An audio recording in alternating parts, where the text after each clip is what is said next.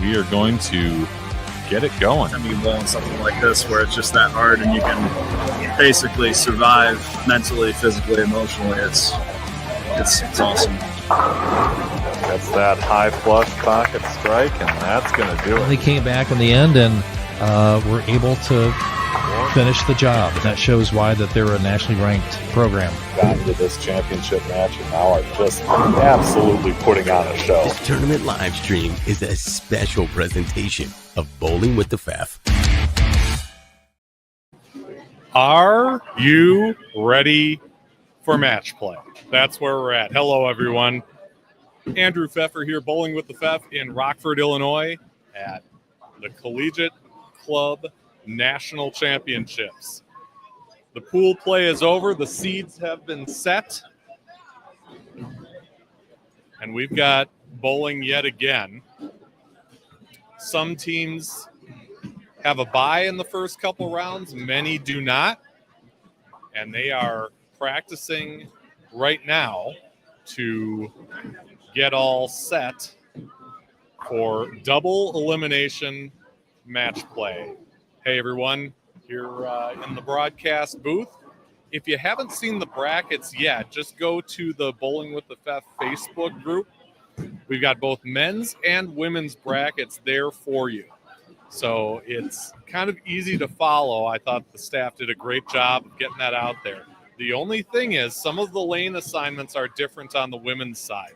They had them adjusted a pair over, moved them back this way because of me. There was no match on the live stream pair, so we changed it to take care of that. Here's the bracket play process. It's double elimination. The winners bracket matches are the best 3 out of 5. The contenders bracket, which we will see tomorrow, is best 2 out of 3. So in the if necessary match, it would be best 3 out of 5 on the pair of the first final match, if you can follow that. The tiebreakers are another game, and then total pinfall. So you've got many different scenarios that are possible for all of this. The bowlers are practicing. I'll try and put up the 2 brackets just so you can get a peek at it in case you didn't get to see it. This is the women's side. Again, we're just dealing with the winners bracket today. There is a contenders bracket, but that will largely be tomorrow. And you can see on this women's bracket that it is actually Alma versus Michigan State. That says 13 and 14. It's actually one of our matches on our live stream cluster here. I've got 2 pairs that I can cover with the cameras I have. And on the left pair, which is 15 and 16, that will actually be Alma versus Michigan State University. The winner of that will take on Muskingum. And that will be on 7 and 8. So unfortunately, we won't see that one, but that's what that will be. Try and bring up the men's bracket as well. And again, I thought they did a great job with this. It's a complicated thing, but relatively easy to understand. If you look at the bracket as it's out on the Facebook page and in the Facebook group for Bowling with the Fef. If you look at the men's bracket on the lower right, you'll see the matchup between Rochester Institute of Technology, or RIT, and UW Oshkosh, or UWO. That's the match that you'll see on the right pair. In fact, you can see RIT even in the cropped out frame there in the orange. Those 2 teams facing off in this first round of match play. these positions were all determined by seeding in the pool play. So you've got RIT, you've got UW Oshkosh. The winner of that will head down to 25 and 26, where they will face off against Cal State University Fresno. Again, just 2 bracket matches today, and then the rest will happen tomorrow on Championship Sunday. Exciting stuff, right? They've got about 7 minutes and 45 seconds left of practice, and then they will get going. Again. All right, teams, you have center affiliates, please switch lanes. So some practice on one lane, some on the other, because they'll reach both. Again, best 3 out of 5. So first to 3. If a team wins the first 3, that's it. They're through. But it could get right down to it, 2-2, and a deciding match in Game 5. We are, of course, at Don Carter Lanes in Rockford, Illinois. They are our host center and are doing a fantastic job of keeping this thing going. The machines are running great. And it's just a great venue. Proud to say that this event will be back here at Don Carter Lanes next year as well. So, great venue, fantastic bowling.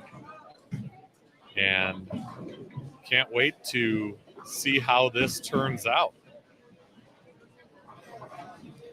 I made a little adjustment to the camera with the scoring on it. Hopefully that's a little easier to read. Not that anybody said anything. It's just didn't look all that easy to read from my vantage point. So hopefully we took care of that a little bit. Had some nice conversations with the folks from UW Oshkosh, Co College, UW Whitewater. Everybody's very excited to see their student athlete get out there and give it their all.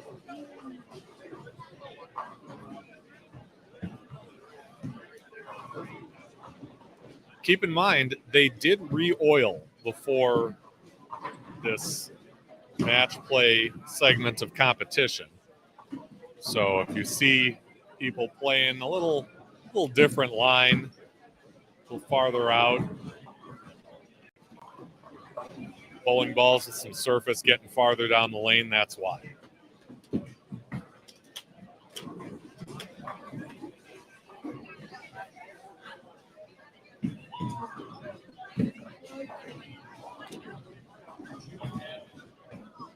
As always, I hope you're enjoying the live stream as much as I enjoy putting it on.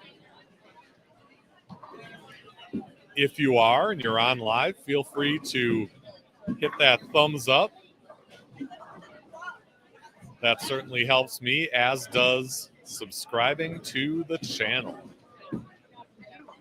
It's really easy. You just click the subscribe button, hit that notification bell. It will let you know every time we go live with a tournament live stream like this, or when recorded video gets uploaded. And that will be the case, hopefully, a lot starting this next weekend when I will be in Waukesha, Wisconsin for the PBA Tour's All-Star Weekend.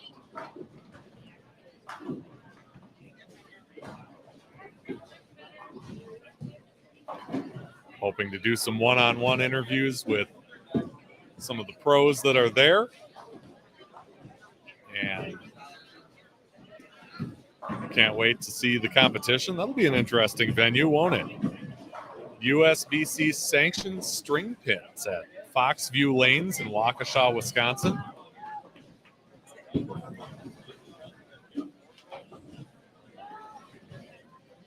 Interesting stuff. We'll see how it turns out.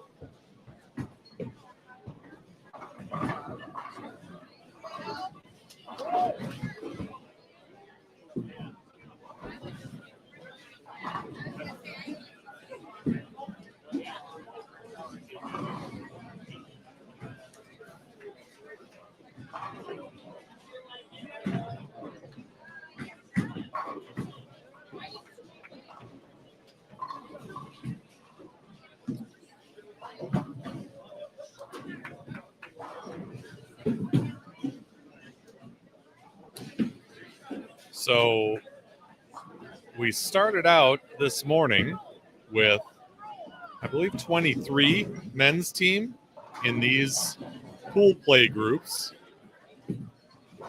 Some of them received a bye to get through this round or these rounds. Others did not. No, it's 22 by my math. 22 men's teams, and then here are the 11 women's teams that participated from the start.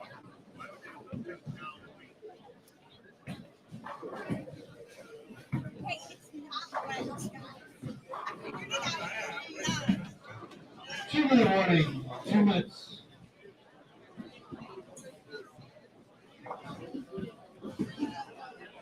I think the Alma people are low-key giving me a hard time about the wet paint tape that I have surrounding the live stream area here.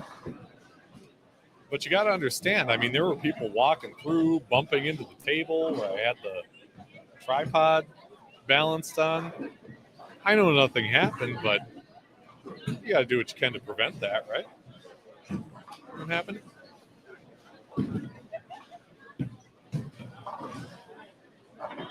I mean, if a camera falls, oh my gosh. I don't know what I'm going to do.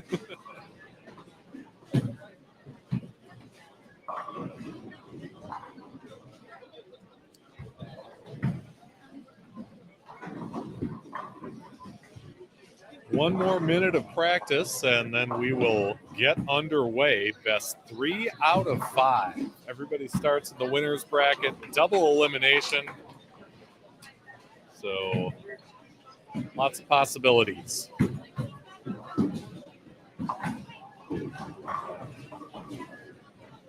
We'll unfortunately bid some of these teams adieu at another few games.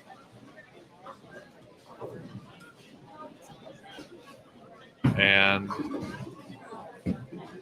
some of the others will be moving on.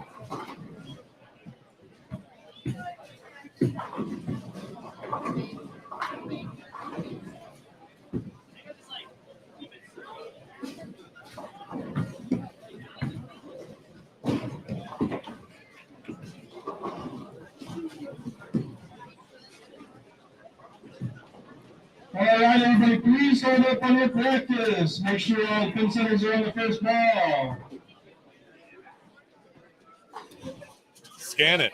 Coaches, this is a reminder, before you leave After- today, please get after a you alternate leave, team yeah. ballot before you leave today. See me in the office for that before you leave today. I mean, And after we'll they say win. again, this is welcome to She the was looking at winners that. I said, brackets. after you All win, teams scan will be it. going best of five And then I said, right now. after they win. This is best of 5, so you made bowl 5, you made bowl 3. Let's go. Good luck, good ball, everybody. And here we go. Again, Michigan State and Alma on your left, Rochester Institute of Technology, and UW Oshkosh on your right.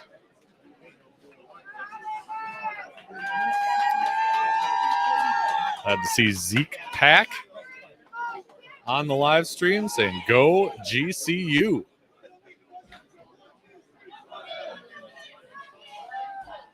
I'm looking around to see if I can find where GCU is. The ladies are down on,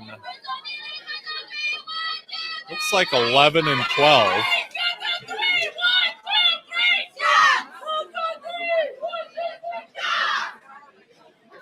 So out of my vantage point,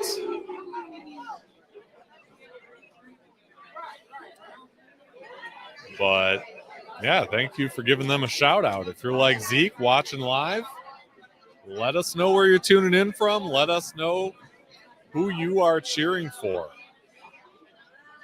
These student athletes are working hard, and they could use the support. You know they appreciate it.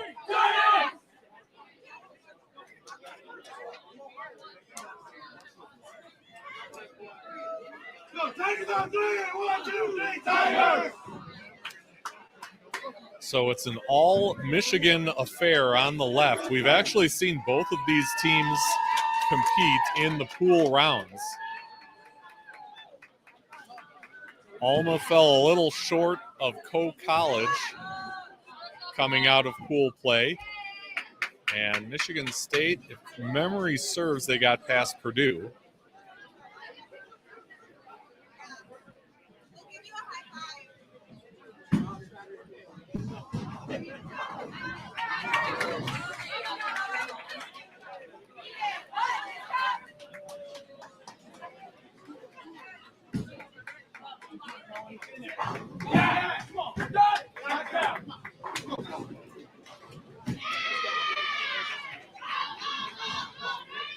Big start for RIT. Getting that first frame strike. Gavin says, let's go.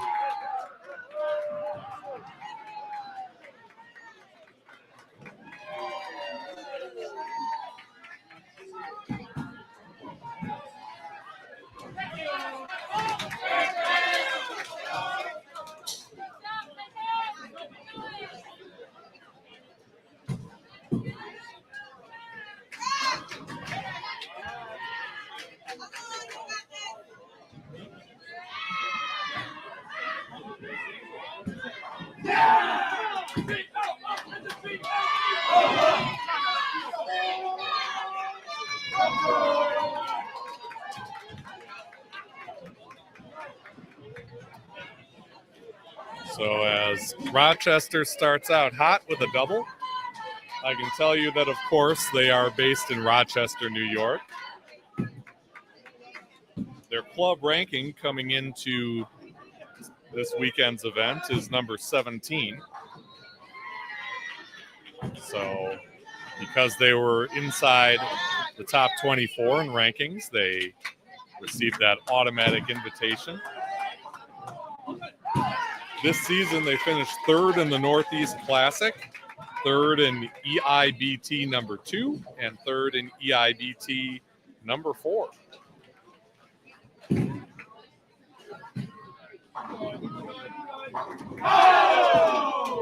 there's 3 of them. They like that. Headed up by head coach Keenan Nash, who spent 2 years there, and also bowled for 4 years for RIT, finishing up his collegiate career in 2023.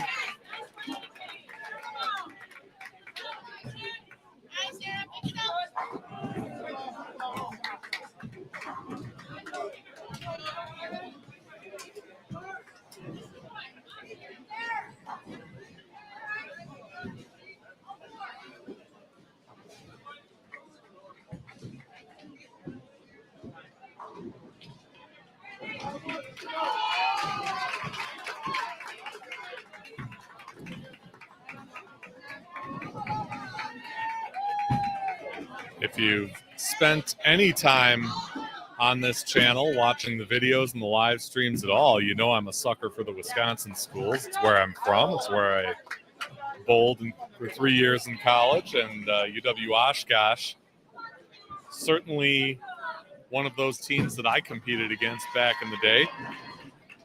They came in with a club ranking of 21st and received the invitation to bowl.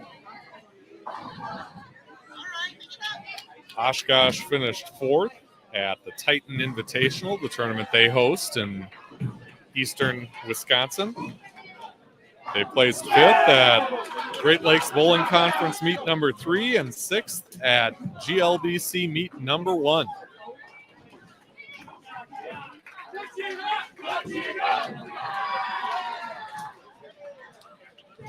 Their head coach, Henry Spindler, in his 3rd year at UW Oshkosh. He also bowled with Oshkosh for 4 years, ending in 2020.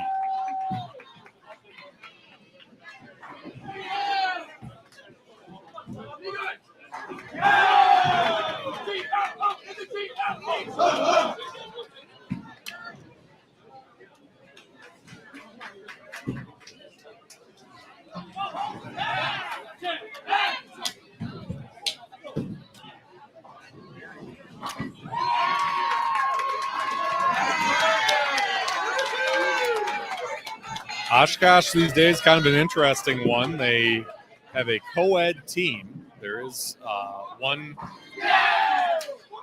female athlete on the team, but because it's co-ed, the men's division, which is mostly men's teams, is really an open division because if you have a co-ed team, you default to the men's group.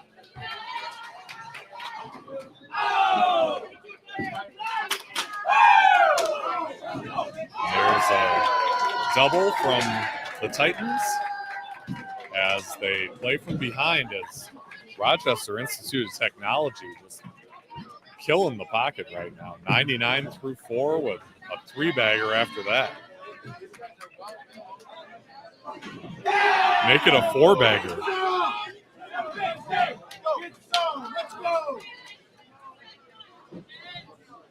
They are ready to go.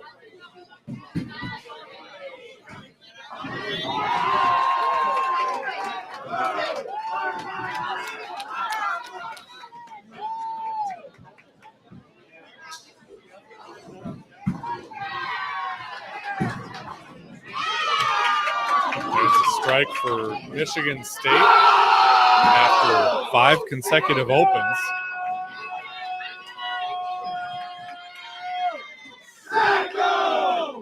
Alma with a couple marks of their own, so it's still a pretty tight match. But RIT is just pulling away from Oshkosh in the early going.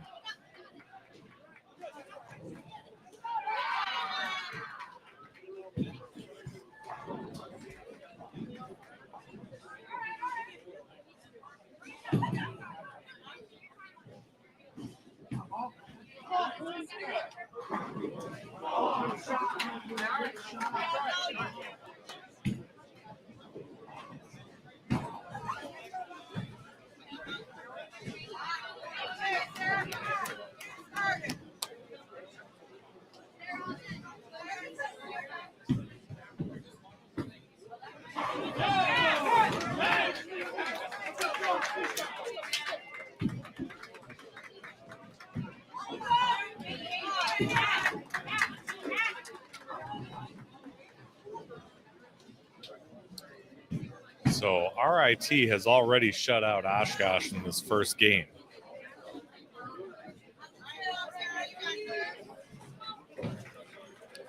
Best 3 out of 5, so plenty of opportunity to crawl back into this, claw back into this, as it were.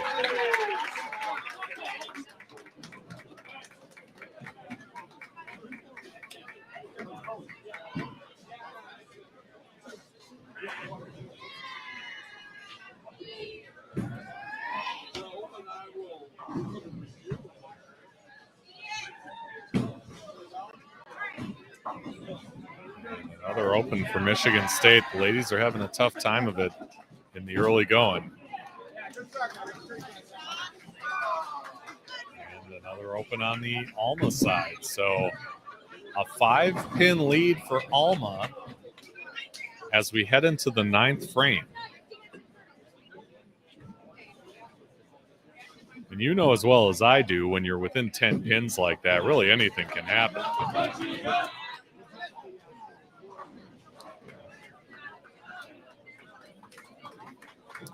A big 254 for the Rochester Institute of Technology. A couple single pins and a split in the fill ball is all that stood between them and perfection. So they've really come to play in the match play.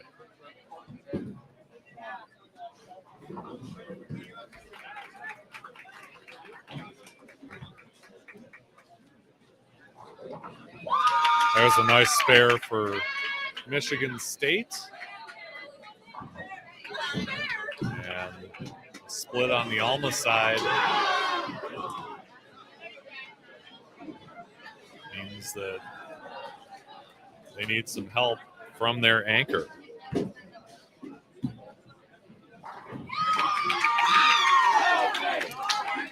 Michigan State follows it up with a strike. She gets another one, and this thing is going to be 1-0 in favor of the Spartans.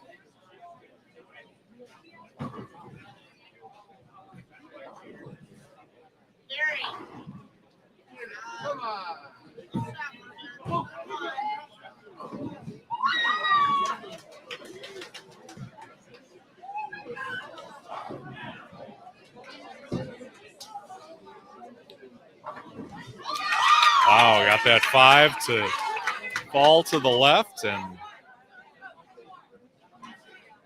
as long as she keeps it on the lane, we're good. Well, doesn't even need to do that. We've already got 119, and that's all it's going to take to win this one. So 1-0 Michigan State.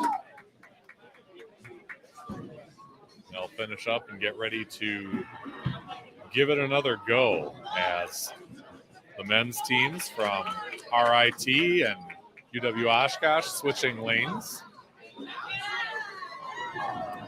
And that's what could make things a little more interesting sooner, because they switch lanes after just one game and not after two. It doesn't take 2 games to switch lanes. They do every game.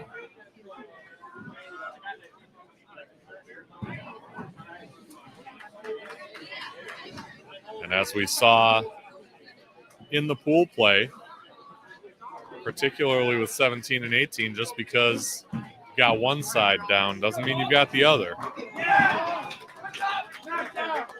But these guys from RIT are not hearing that.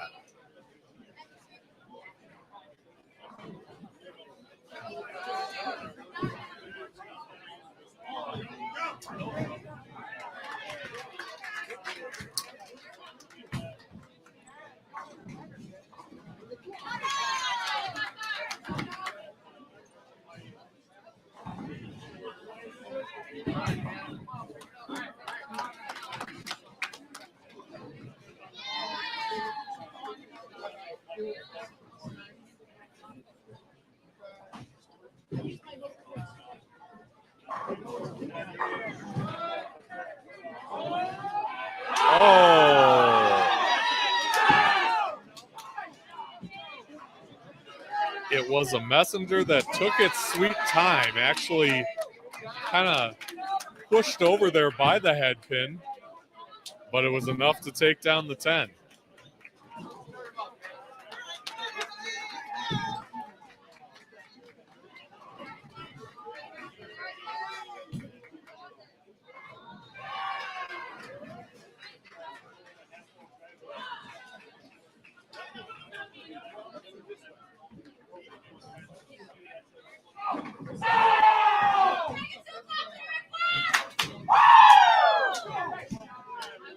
So a quick double for Oshkosh, and they're in business 2 frames in.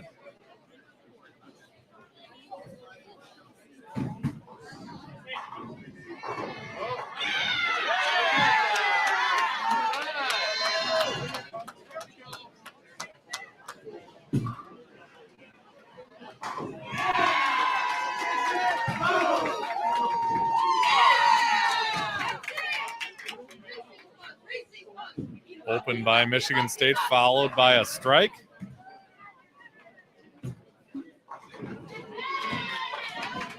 Ooh, that one sailed a little bit, but we'll see what we've got going on here as it takes aim at a 2-4-6-10.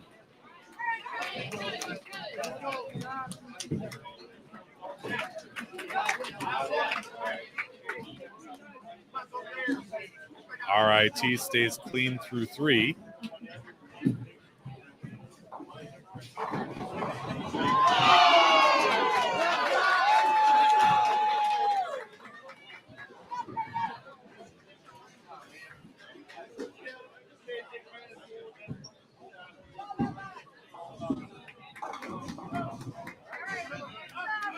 A little high there for the Alma College Bowler, fourth frame. She'll take aim at a 6-10. Certainly not the worst outcome on a shot that finishes that high on the nose. Ooh, it almost chopped the spare. Fortunately, she got that 10 to tip over.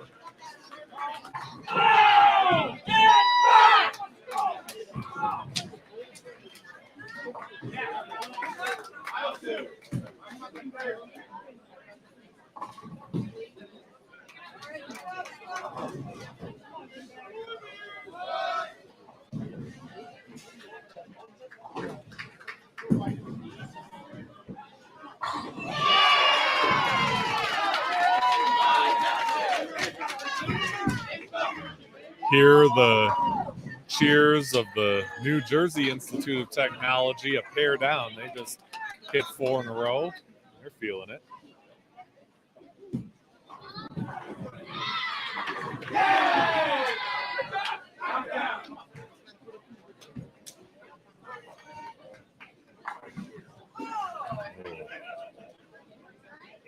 That's a tough spare no matter how you slice it there on 16, that 3-6, 9-10.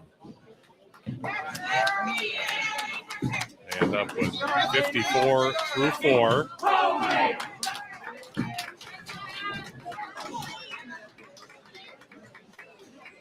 Alma takes a 30-pin lead as we head into their 6th frame.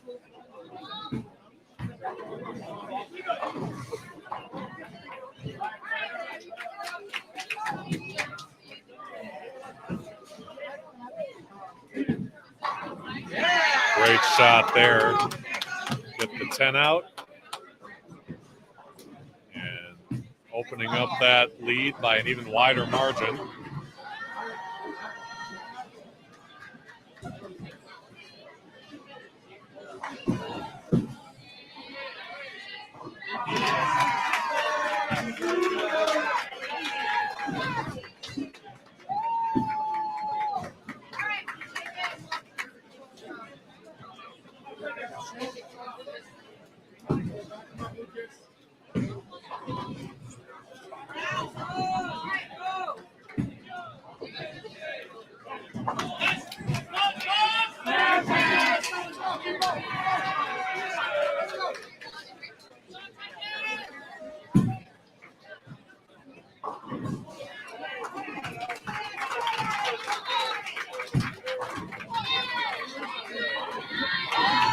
Nice break on a Brooklyn hit. They're still down about 45, so better keep those strikes coming and hope for some help.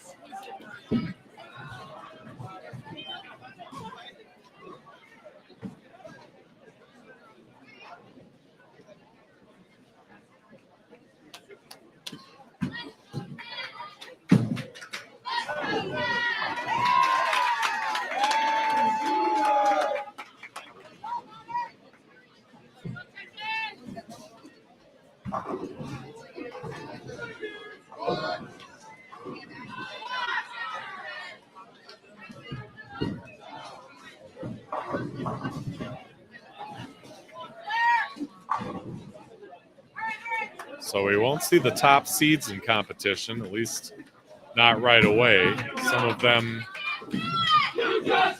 will move on to tomorrow's match play round, starting bright and early at 7:45 a.m.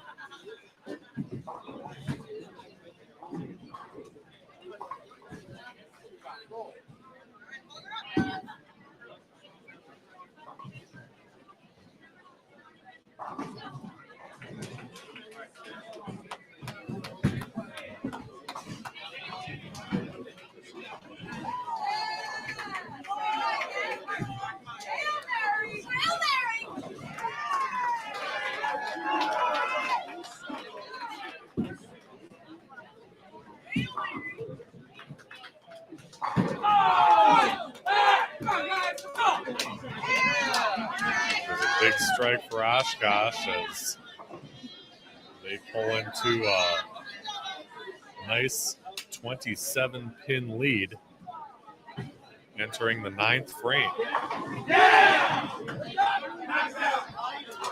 RIT certainly not going away. They're going to make him earn it.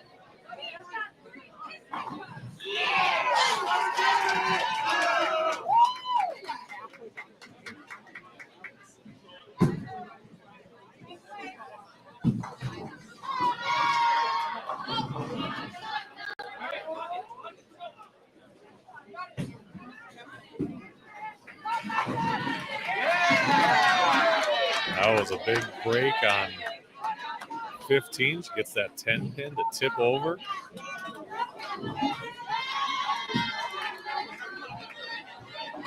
If they can finish out with 3 more, they'll end up with 225.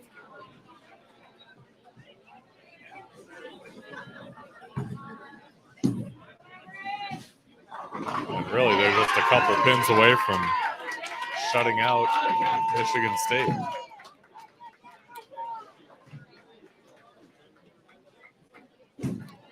That would give them a 2-0 advantage going into the 3rd game.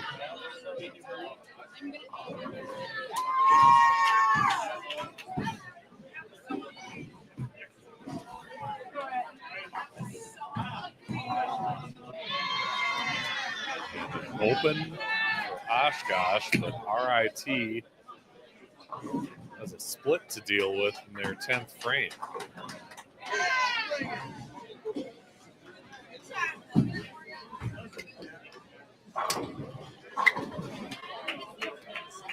There's a double for the Spartans. This one's going to belong to Alma, and they're going to go up. Or no, they're going to even it up at a game apiece. I'm sorry. Michigan State won the first game, and Alma is taking this one. 192 for Alma College.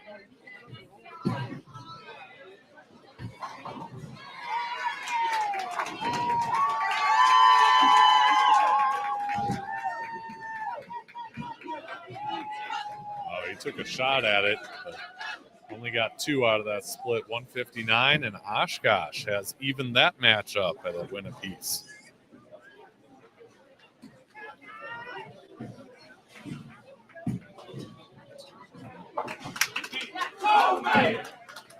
So you got two pairs of teams that are fighting to advance in the winner's bracket. Remember, it's double elimination. So even if they lose this match, they'll have a chance to come back through the contenders bracket and really win it all.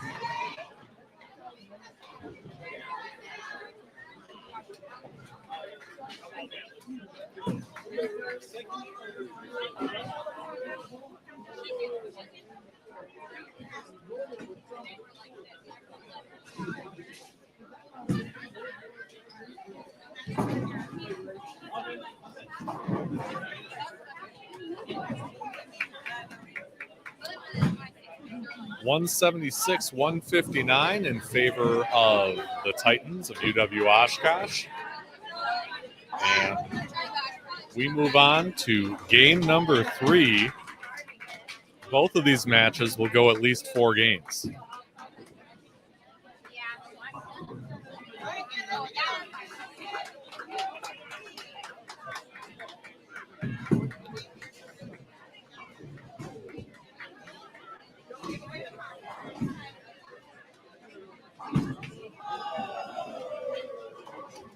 Ooh, almost took down that washout, but settled for 9 after their first frame as Alma converts that single pin spare.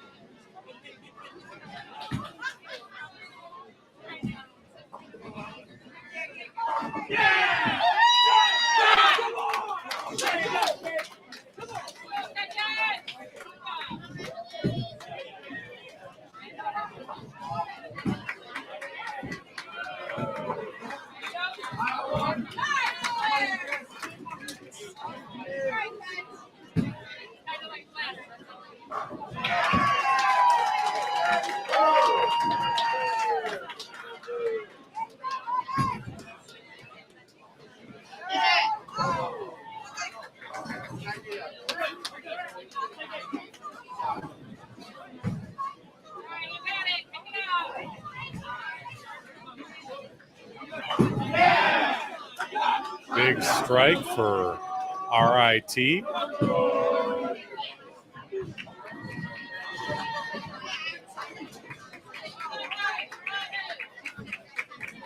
That match be knotted up if the Oshkosh player converts the spare.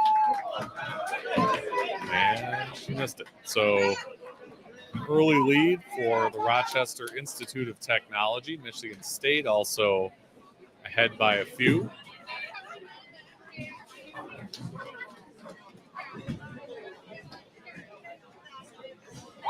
Wow.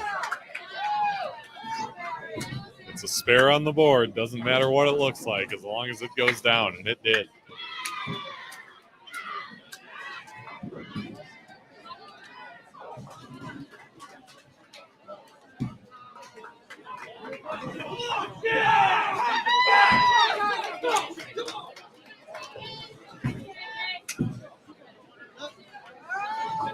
Oh.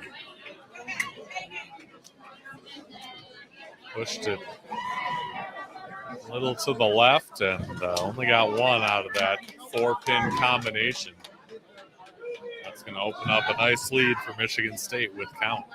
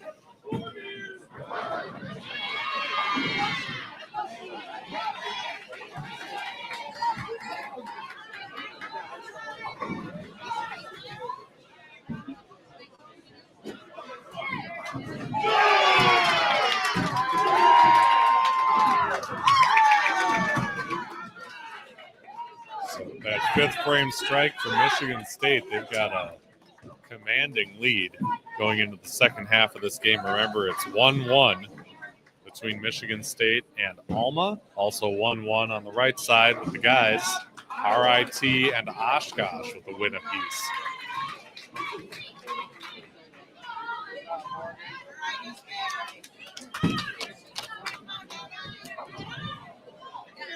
RIT clinging to a 2-pin lead as we head into the sixth.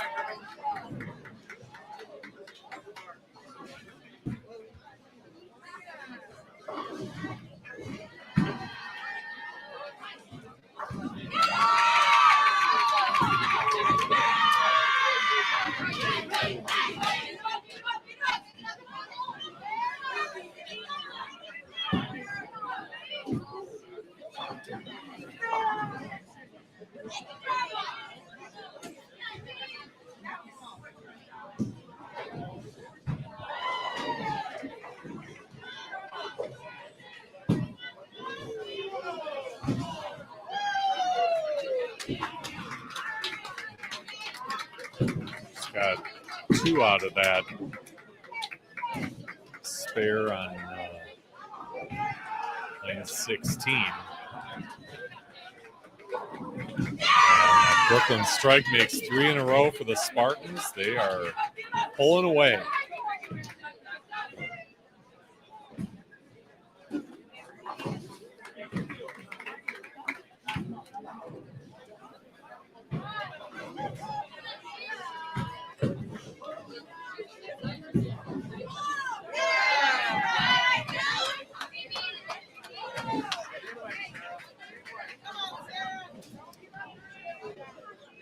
So on the men's side, we'll see the winner of UW Lacrosse and Bowling Green taking on UW Whitewater on 17 and 18 in our next match.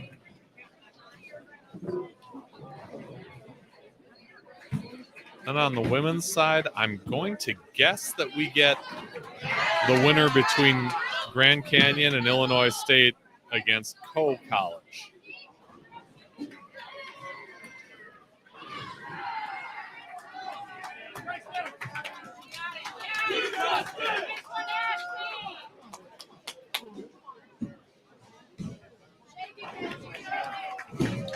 All right, 144 through 8 for Michigan State.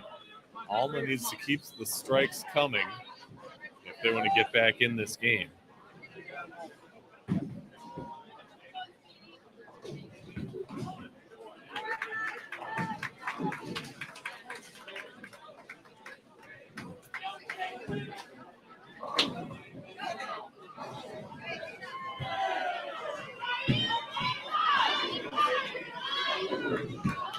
Ooh, pocket 7-10 there. 18 for Oshkosh. That's a tough one to swallow at this point in the match. They were only up by a pin.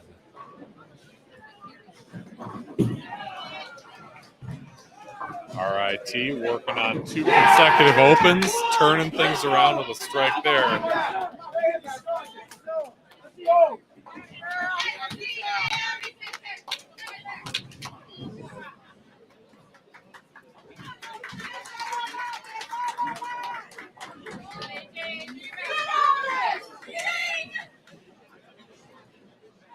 All right, Alma enters the 10th frame. They can get up to 194 if they punch out. Or no, I'm sorry, 164 if they punch out.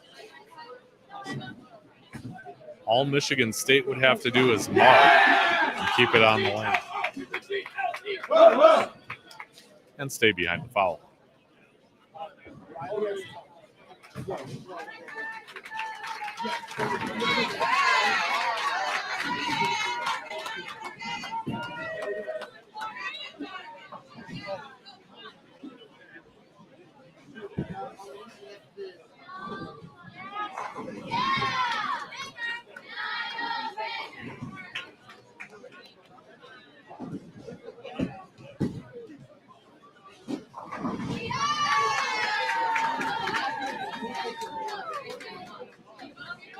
Off to my right, you've got a group of about 3 or 4 Whitewater Warhawks looking on, trying to gain some information for the next match.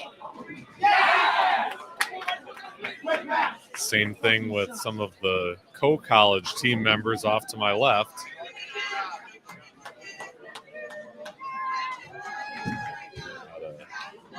Try and see what these lanes are doing. Hopefully have a little quicker idea of where to play and how to navigate these lanes here at Don Carter Lanes in Rockford, Illinois.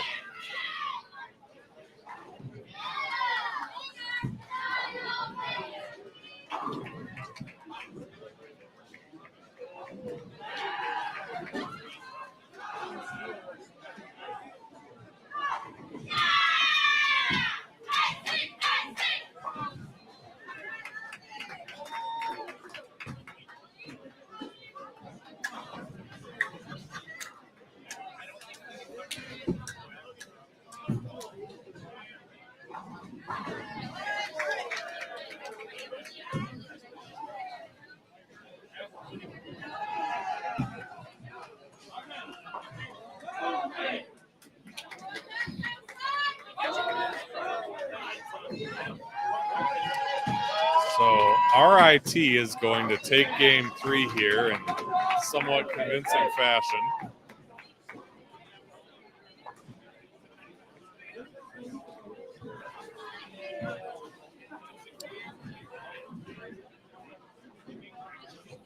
And Michigan State takes game 3 on the other side. So it's do or die time in the winner's bracket for Alma and UW Oshkosh.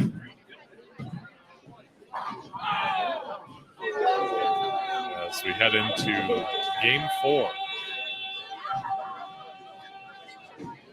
Go! 203 to 148 is the score on the men's side of things. Early strike for Michigan State.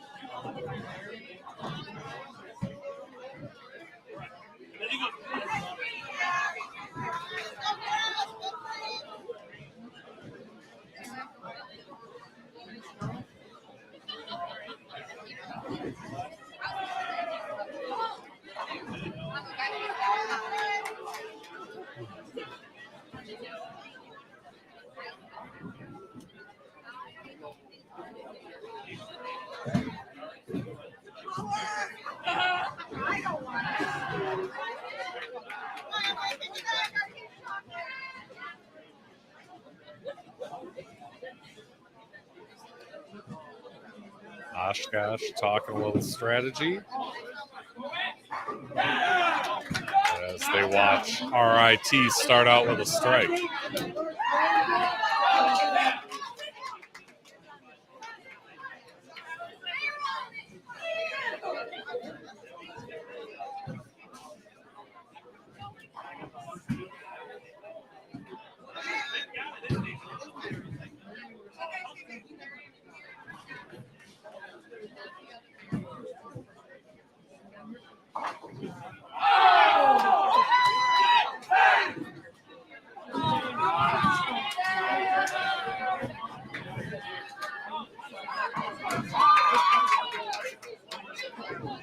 All right, Michigan State out to an early lead.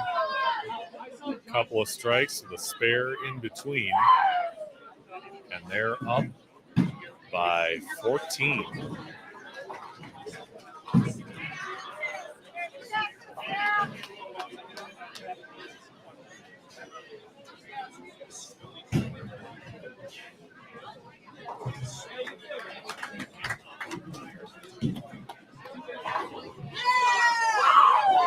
There's a double for the Spartans, and they're loving it.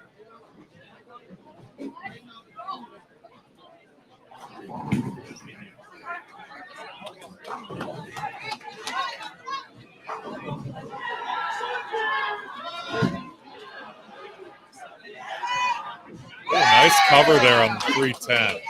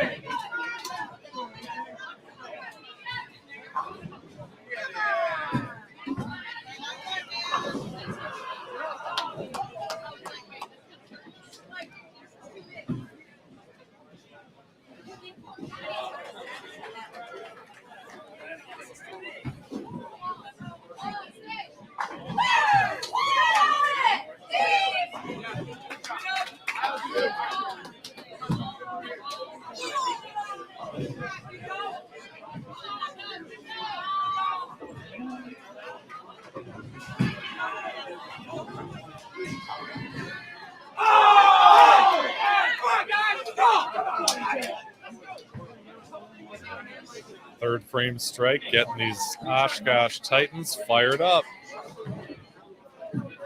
They are, oh, what a messenger. Remember, on the left, it's Michigan State 2, Alma 1 on the right, RIT 2, UW Oshkosh 1. It's the first to 3 wins. Moving on in the winner's bracket.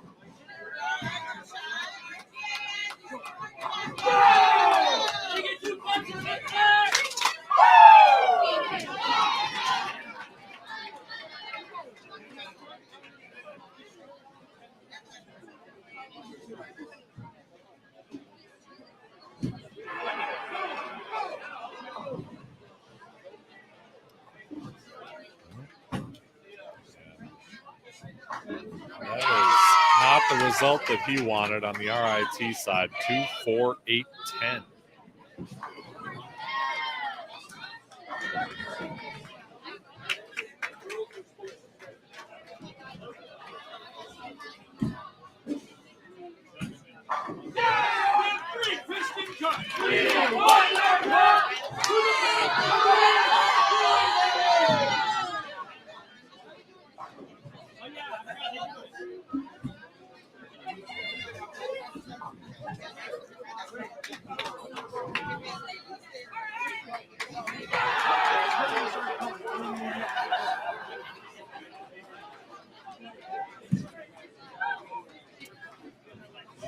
Oshkosh working on a string of 3 in a row that opened from RIT.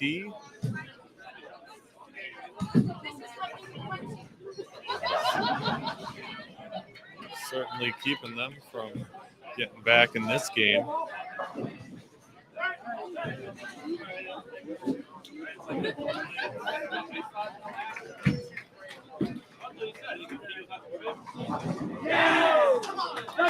But they are not finished yet.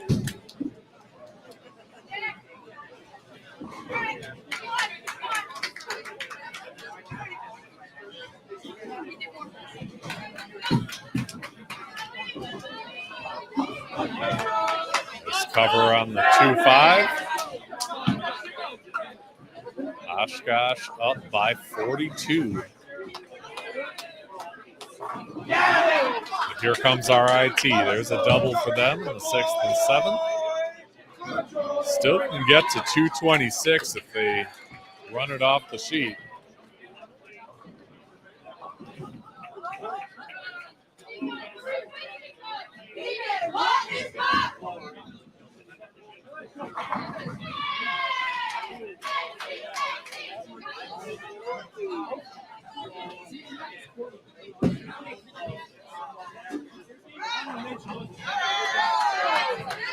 Crossover strike on the Alma side. They need every last one of them because Michigan State up 2-1 with a 30-pin lead as we head into the 9th frame.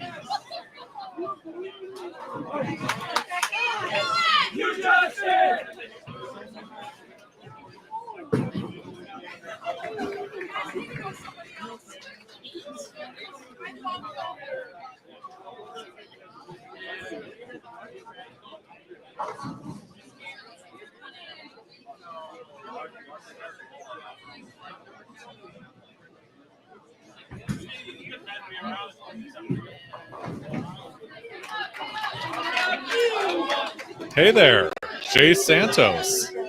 Good to see you, buddy. Great coverage. Bill O'Neill certainly got lucky today. Wow. Well, didn't get to see it, but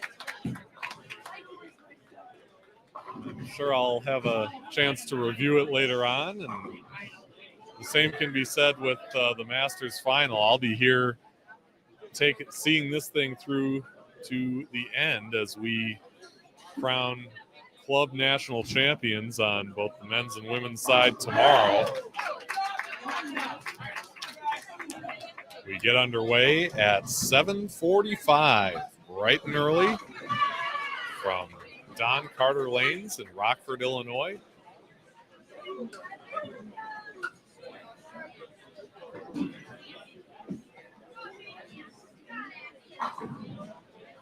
There's a strike for Alma, but all Michigan State needs is about 6 pins. And that should do it.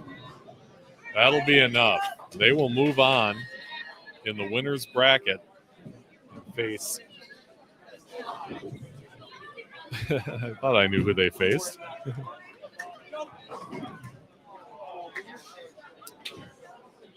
They will face Muskingum on the low end of the house, 7 and 8, at least according to the schedule.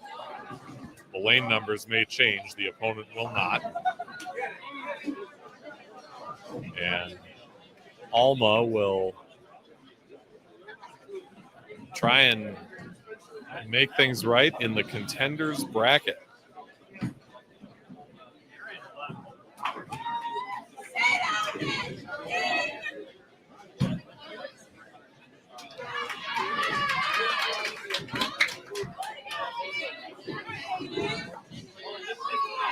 The women will start play tomorrow at 9:15 a.m. Since the men have more teams, they're round 3 of the bracket. Happens a little earlier, 7:45.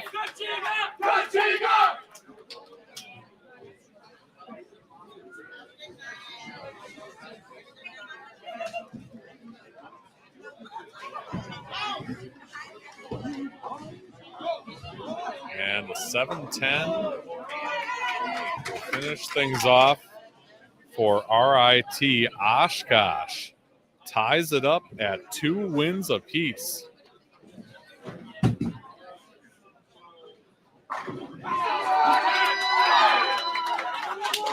That was interesting.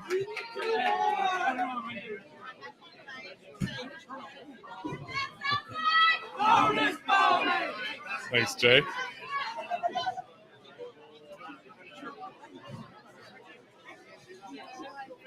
All right, Michigan State moving on. Alma will return tomorrow in the contenders bracket.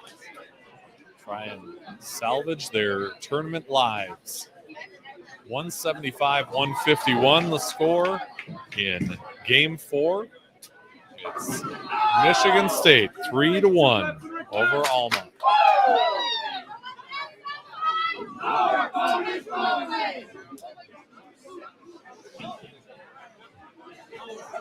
Oshkosh with one more strike will end up with 225.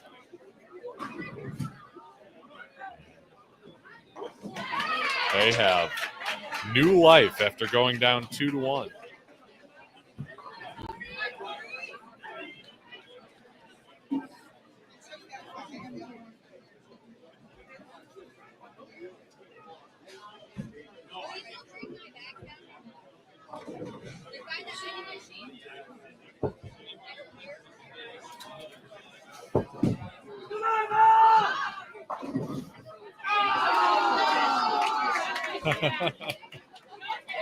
He wanted that fill ball, but it doesn't matter. High fives from the Michigan State team next door as Oshkosh wins 224-173. They'll move on to game 5 to decide who's moving on in the winner's bracket and who will end up in the contenders bracket tomorrow. Double elimination match play, always a good time. You don't have to win them all, but you got to win before you lose 2.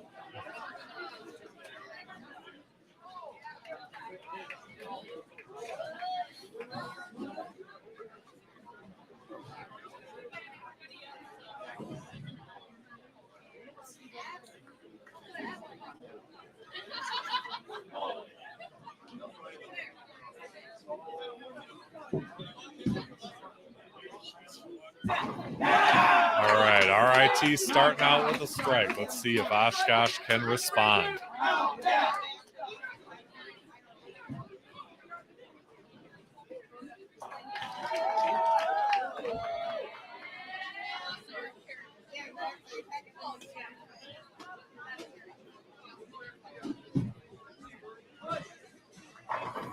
And they do on the Brooklyn side, but that'll That'll work. It's 10 on the score sheet.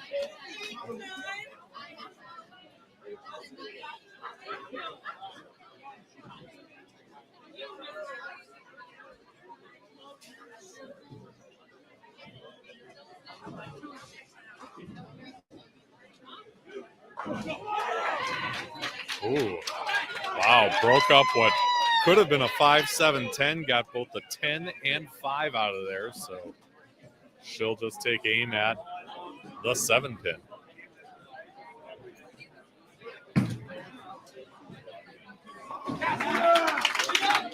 There's a spare for RIT.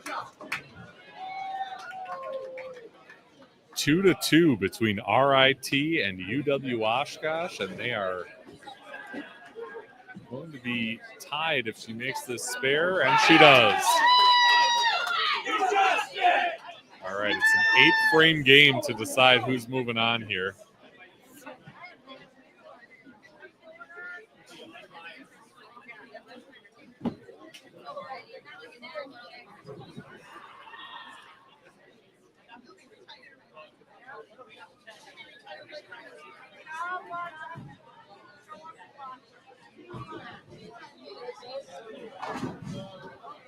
A little bit light, left a 2-4-5. Rochester, of course, from New York State. Oshkosh right up against Lake Winnebago in eastern Wisconsin. And they've gone 2 for 3 with strikes so far this game to open up a lead in this deciding Game 5.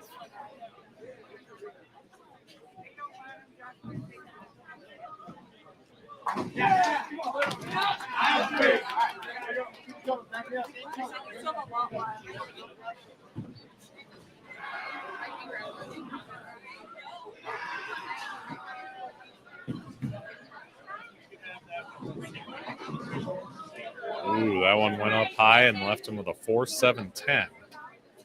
So there's a chance for RIT to jump back in the lead right here.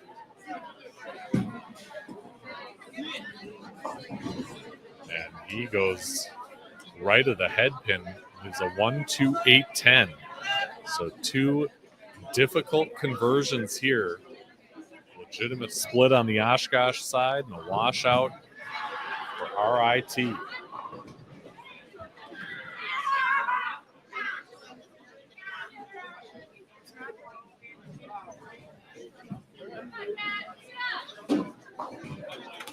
All right.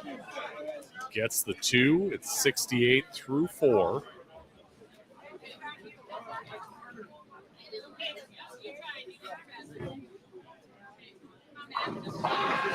And it's the 3 out of that washout. So it's a 6-pin lead for Oshkosh going into the 5th frame.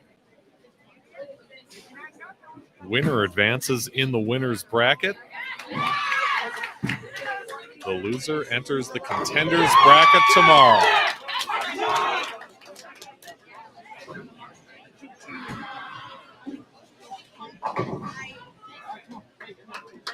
Left a 10 pin on a half pocket hit. Oshkosh up by 16.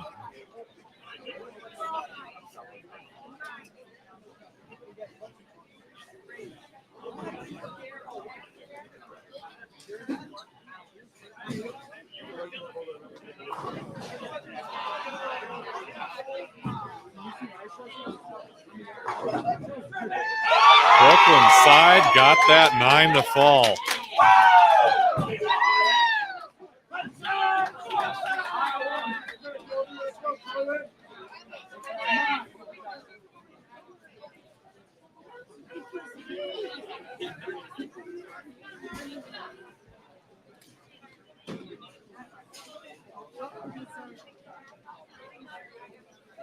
All right, Oshkosh working on a double here.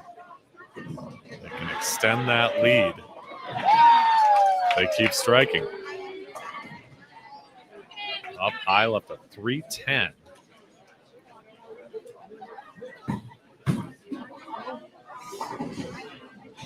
That one was out the window for RIT.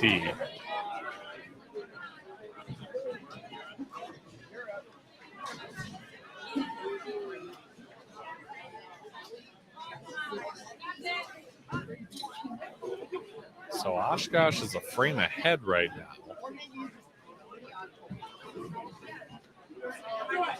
Oh, took down a split.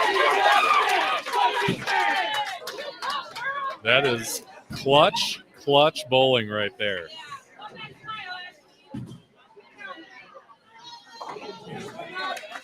And Oshkosh fields a co-ed team, which means they compete in the men's division. She came up big right there in the 7th frame.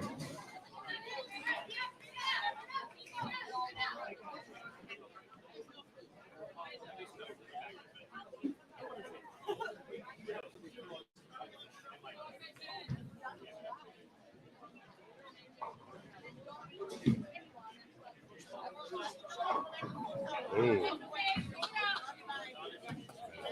That makes things a little more interesting. A 4-6-7. Again, 2 games to 2 between the Rochester Institute of Technology and UW Oshkosh. Here's RIT in the 7th. He goes up high, leaves a 3-10. So the splits and tough spares are coming by the bundle now.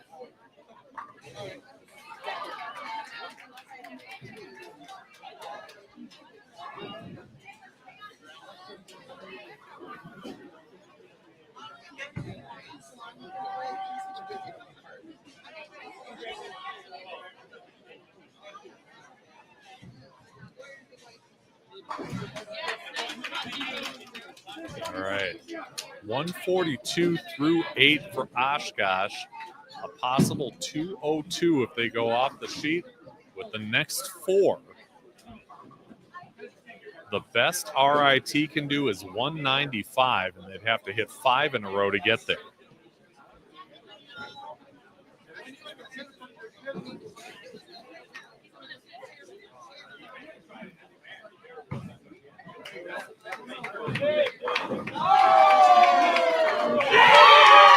Big strike in the 9th, and they know it.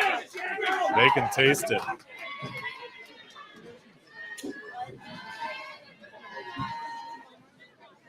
That was a huge shot.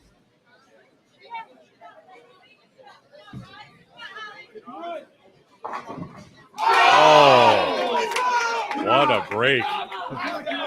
Right up on the face, and something came around and took out that 3-pin. Keeps them in the match, but Oshkosh has got the hammer if they can use it. Oh, that 7-pin was like 2/3 of the way down. Didn't fall. Now this is an important spare. Spare strike and get to 182. But he can't lock out RIT as long as they keep the strikes coming.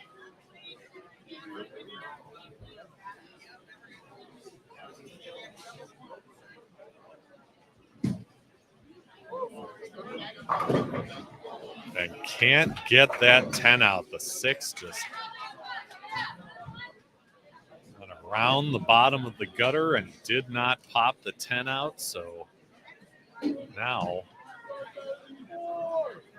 it's 175 is the best they can do. And that spare is huge.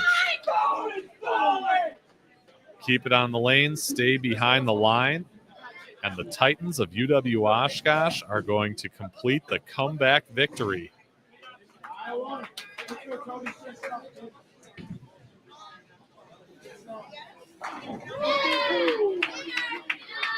RIT looked like a house of fire when they came out. Big game 1, and Oshkosh just kept on coming. They clawed their way back in this thing. And now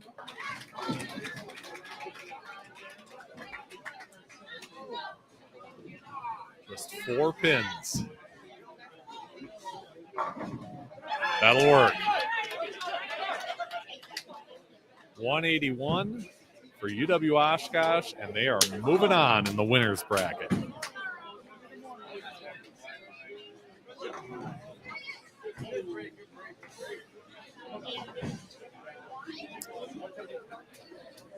Rochester finishes with 152, an incredible 5-game match that sees the Titans of UW Oshkosh celebrating victorious in a come-from-behind victory that's going to keep them going in the winners bracket. Their next match will be on 25 and 26 versus Cal State University Fresno. What a match.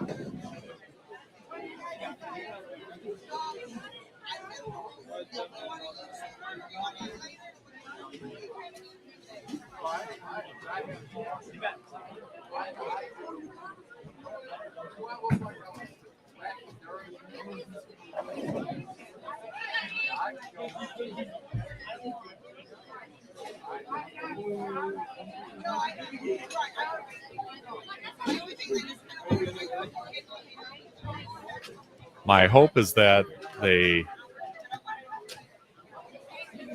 post another version of the bracket with the winners advancing and all that after some time on the Facebook page. Again, theirs is Collegiate Club Bowling. And once they do, I will also share it on the Bowling with the FEF Facebook group.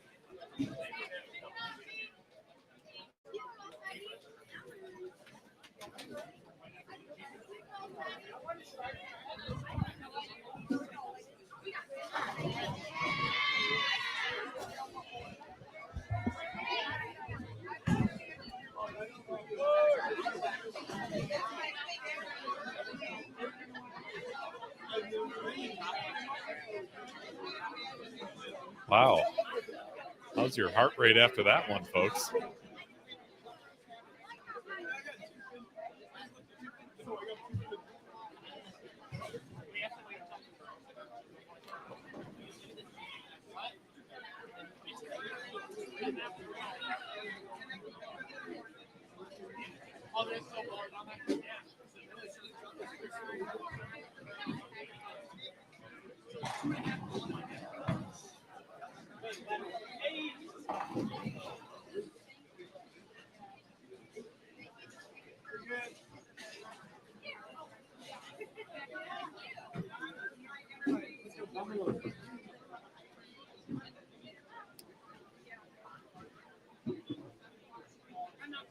All right, Co-College on 15 and 16. We'll see who they're bowling against. It'll be UW Whitewater on the right side, 17 and 18.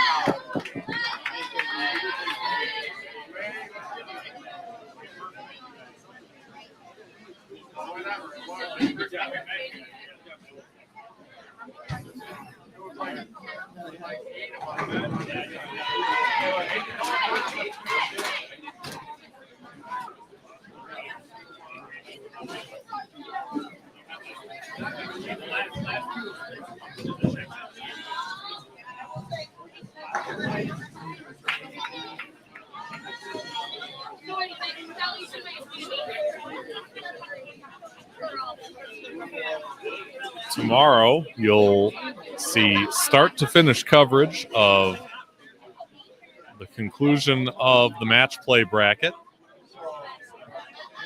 We'll be starting bright and early, 7:45 a.m. here on the Bowling with the Fef channel. And we'll have men's teams starting out in the first round of the morning, and then the ladies will join them after that, about 9:15. And we'll whittle this field down to the final two on the men's and women's sides. You'll see both championship matches right here on this live stream, and determine national champions in the Collegiate Club Bowling ranks.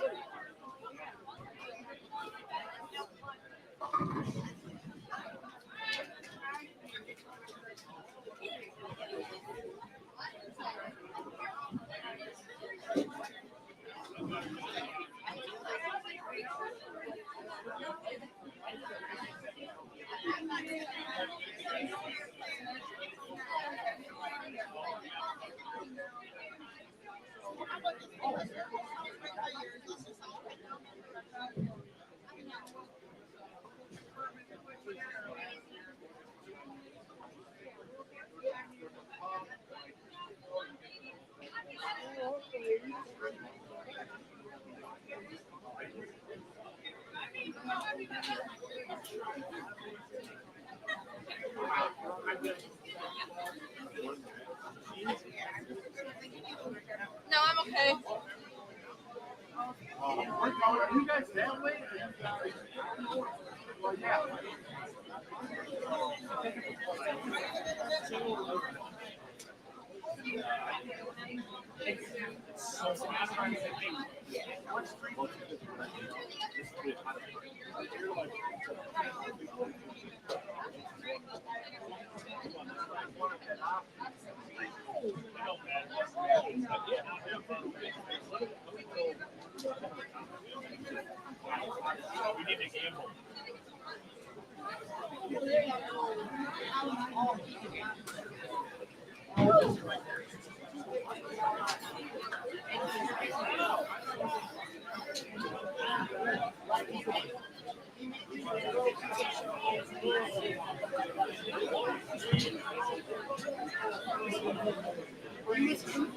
So bowlers moving around to their next pairs.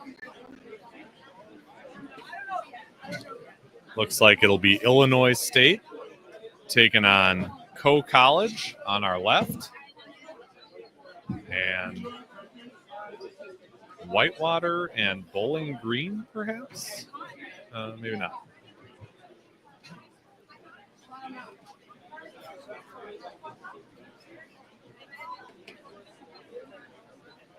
Still not sure who's over here with Whitewater.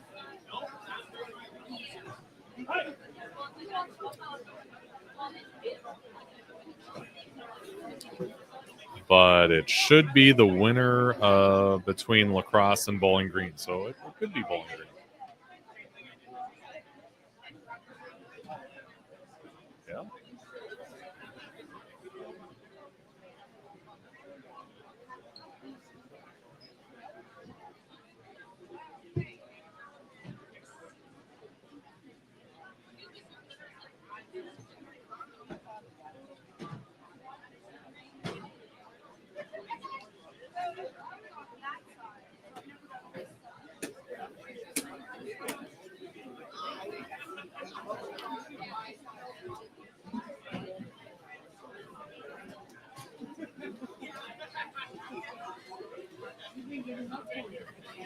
Yeah, it should be Bowling Green taking on Whitewater in our second winners bracket match.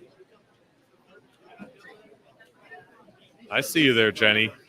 Let's go UWW. Yeah, they've traveled well.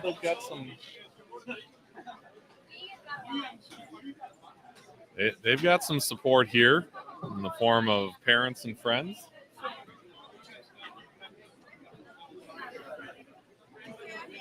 The purple is a parent.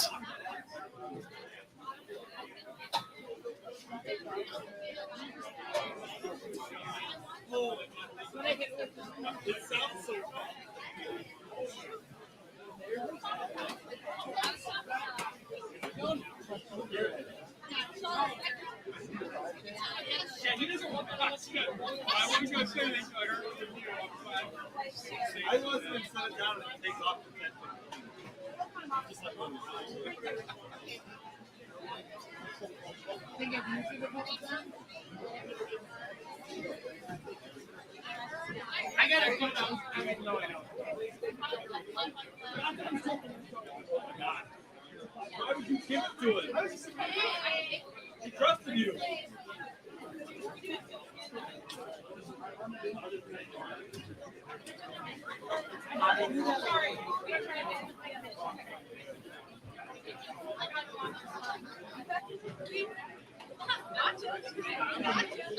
Hi.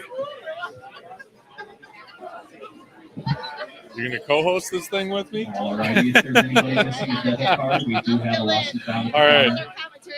There you go. I know just enough to get in trouble. I can tell stories about that one there. Oh, yeah? Oh, yeah. Oh, okay. I'd be glad to hear them.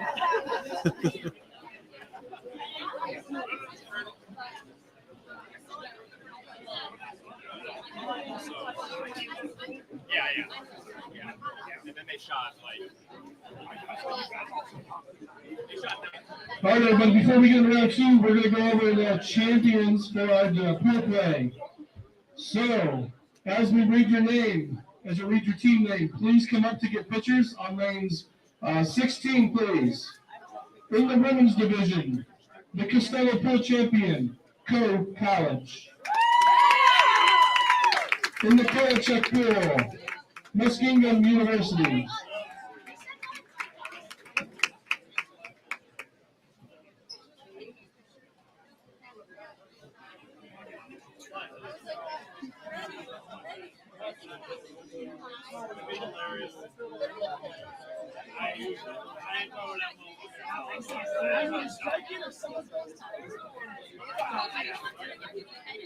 Co-College, we saw them wrap up their pool here on 15 and 16, one of our live stream pairs.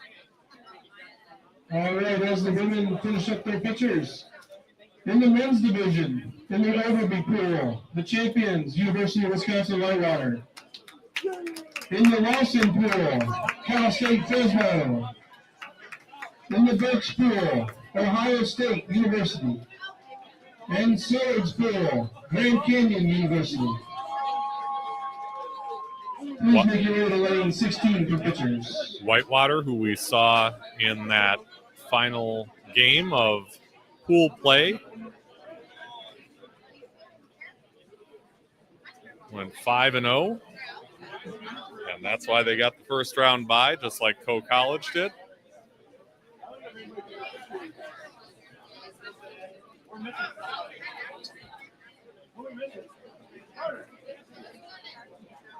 Realize that there is plenty of work to do.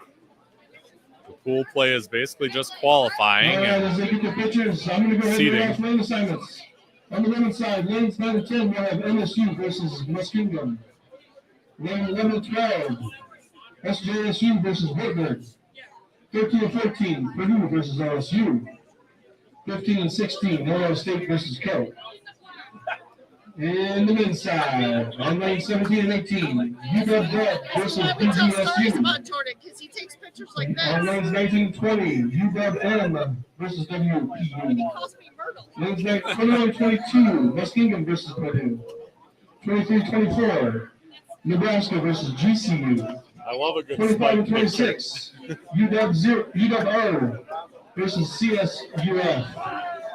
27-28, NJIT versus Marion. 29 and 30, UW versus Rutland. 31-32, SJSU versus LSU.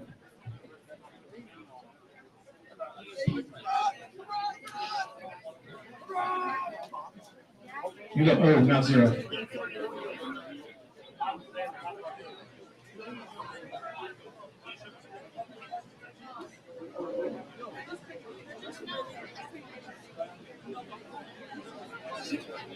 All right, coaches, players, coaches and players, pay attention. You can still do lane surfaces through practice. I did talk to Ben, and we both agree that this round will also have 15 minutes of practice. We are doing adjustment this one. 15 minutes of practice on this round. We're going to give everybody pictures. Time to get back to their lanes. We're going to get started here in about 2 minutes. All right, so 15 minutes of practice, 7.5 on each lane for the competing teams here. Illinois State, College, Whitewater, and Bowling Green. Coaches, reminder, high seat has lane choice. There's a rankings sheet in the office. There are some out in the lanes as well. If you have a question, please ask. I have a question. Reminder, high seat has lane Doesn't have choice. anything to do with the tournament. We will start practice at 35 after. All right, and that is just a minute from now. So practice will get going. Give these teams that had the bye in the first round a chance to get loose.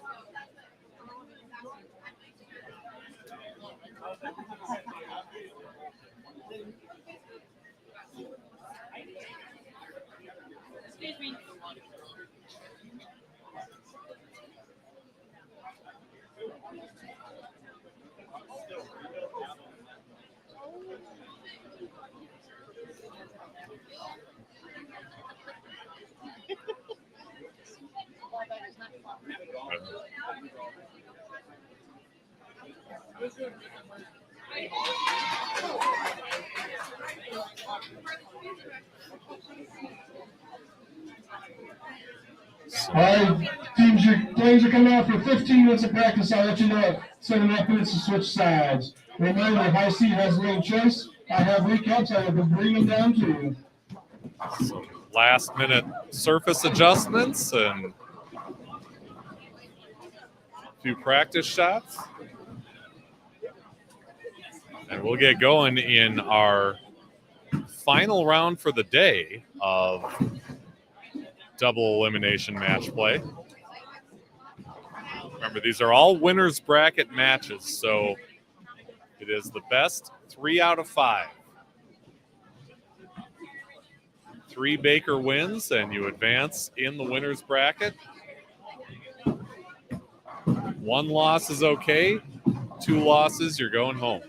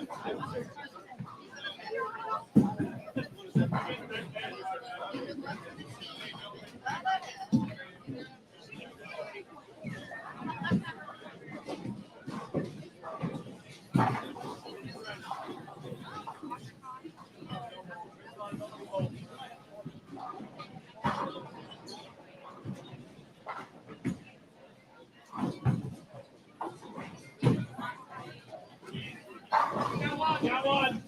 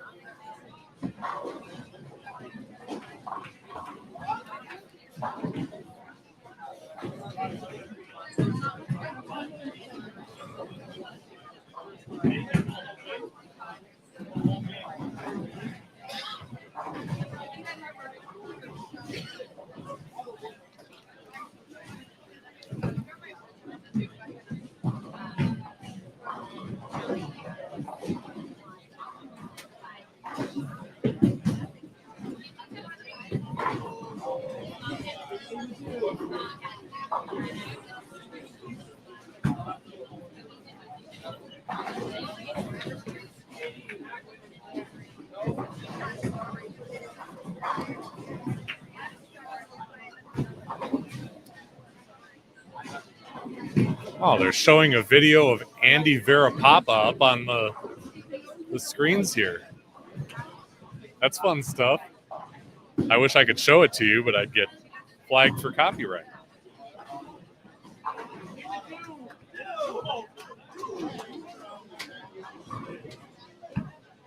That's like the original Flying Eagle, yeah.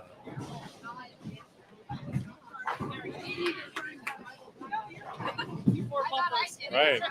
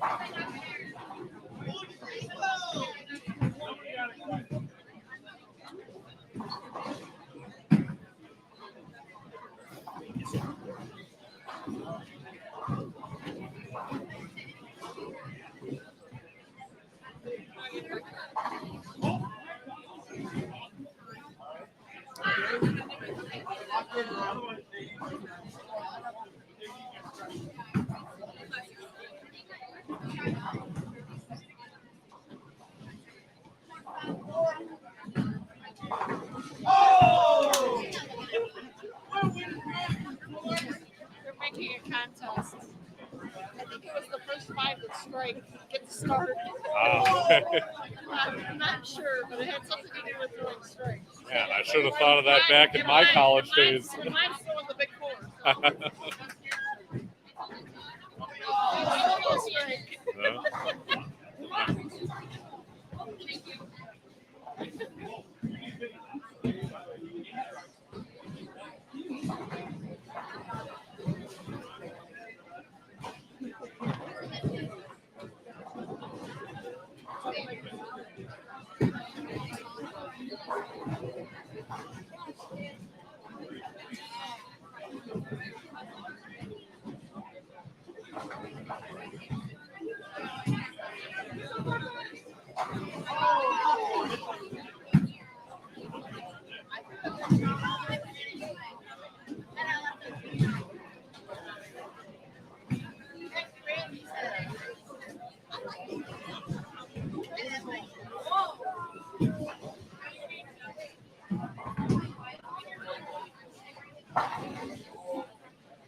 So remember, they have re-oiled since the pool play concluded. So these lanes now have a few games on them, although 17 and 18, as we saw, have 5. But we never really saw a lane graph for what's out there, but they did tell us that the shot's just a touch different between the men's pairs and the women's pairs. Both are 43 feet, a little more volume on the men's side, but a little less ratio too. So just a subtle difference All right, in the lane pattern. Let's switch sides.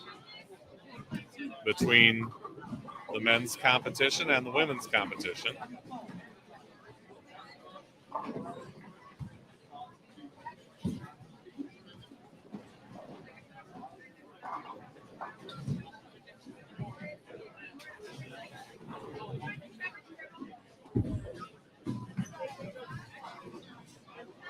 We haven't seen a tie yet, but in the case of the tie, they do have some contingencies. If the teams end up being tied 2.5 to 2.5, they'd bowl another game, and it would be the winner of that or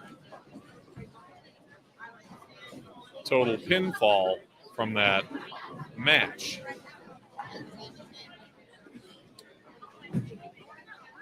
So, like I said, no ties in front of us today, but if it should happen, we do have some contingency plans and some tiebreakers in the can for that.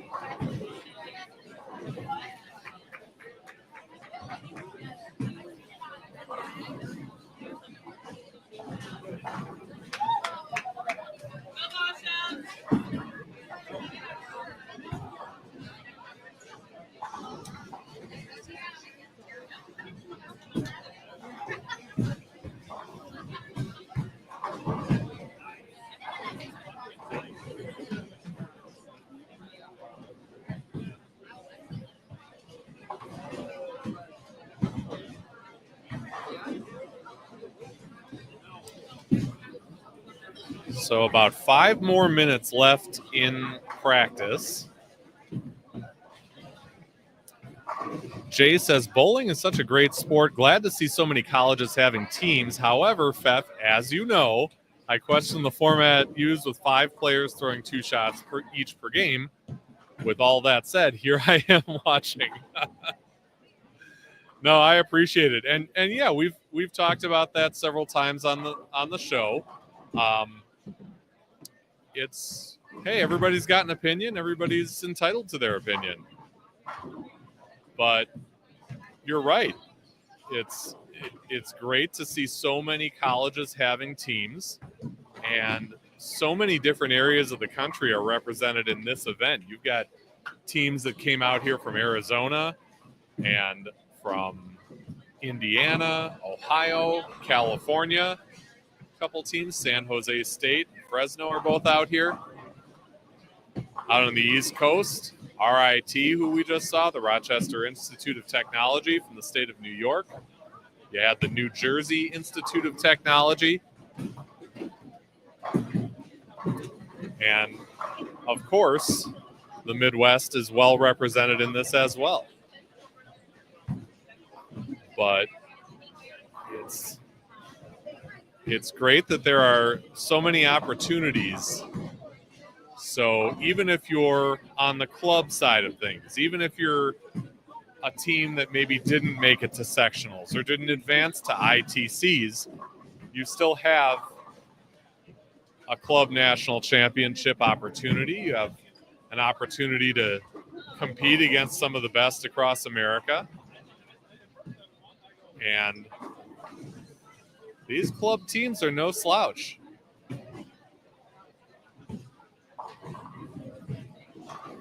Yes, I bowled on a club team for 3 years, but they're good.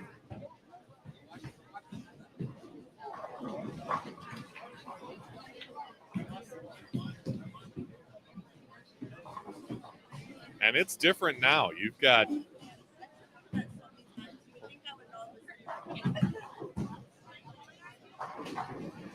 bowling on more synthetic lanes. You'd be hard-pressed to find many of these teams with houses on campus. Of course, Whitewater has a beautiful center. And it's just a different game. Two-handed play. It's all kind of new to me. Jasmine Wang says, is the live stream of one team the entire time? No, it's not. My setup is kind of anchored down because I'm hardwired in to get the quality signal that I've enjoyed so far. So through the weekend, we'll have coverage of all the action on 15 through 18, lanes 15 and 16, 17 and 18. In the end, what will eventually happen is the championship matches will end up on these two pairs. The women's on 15 and 16, the men's on 17 and 18. So you'll definitely get a glance at the top teams in this event competing for championships.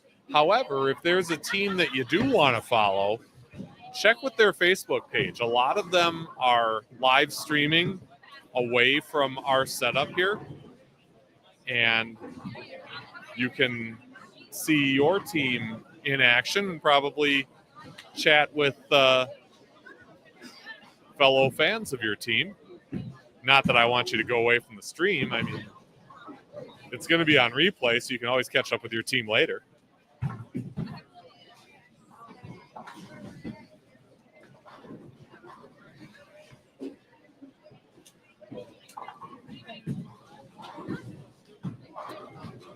And again, if you'd like to take a look at the brackets, just go on Facebook and you can find them on the Bowling with the Fef group.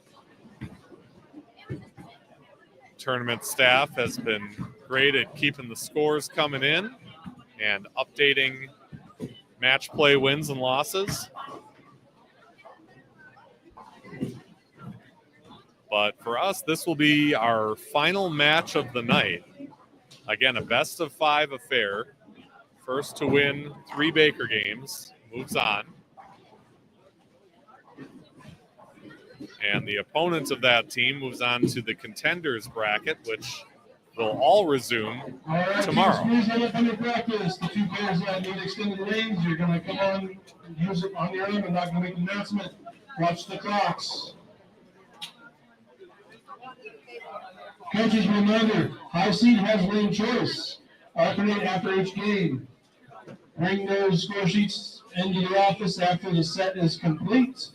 If there is a tie, normal 6 game. Good luck, good bowling. All right, and we are back at it in double elimination bracket match play.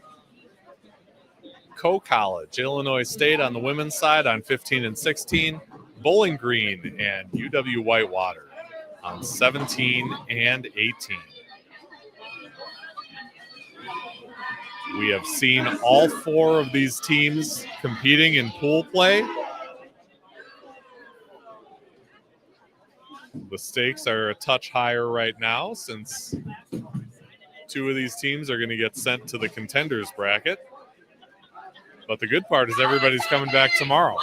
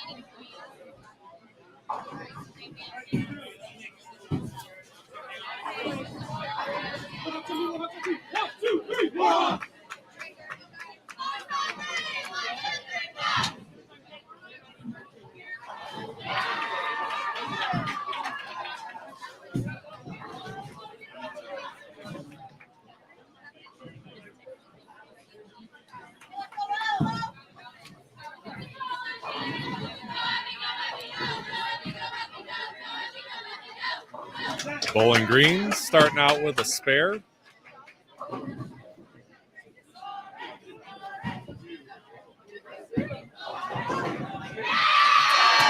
We saw them take care of Platteville during the pool play. College with a strike in their first frame. They took down Alma to complete a 5-0 run in pool play.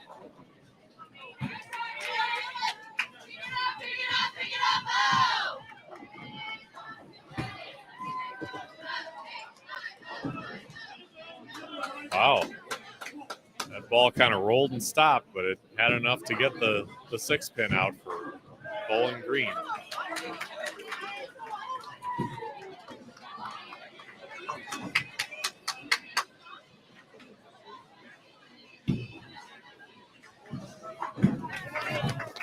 And the spare on the Whitewater side.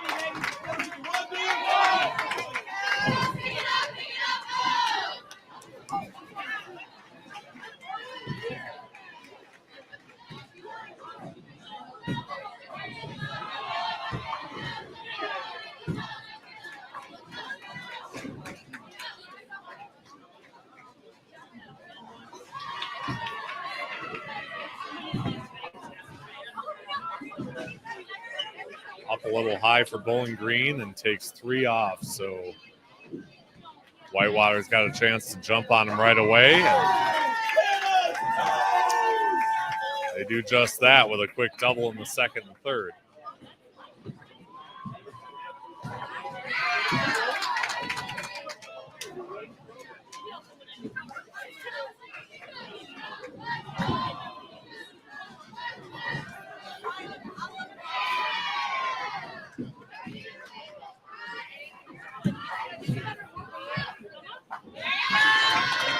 That's the killer's mentality right there. You watch your opponent make an errant shot or miss a spare and jump all over it.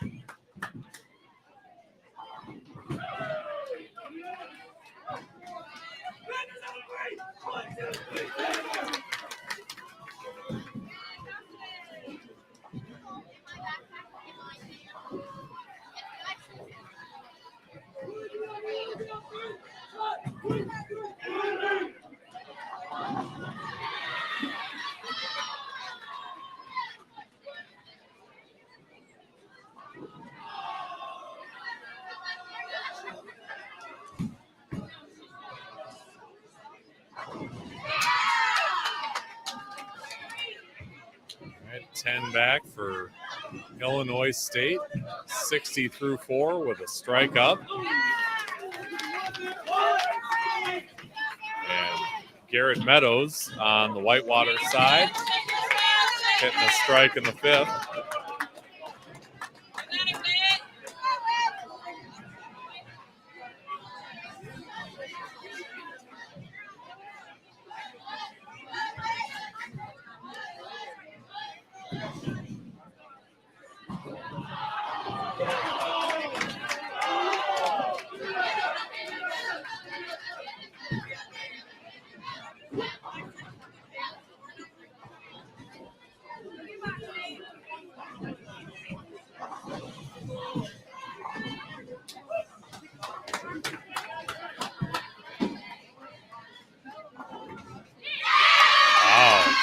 Great shot at that anchor on College.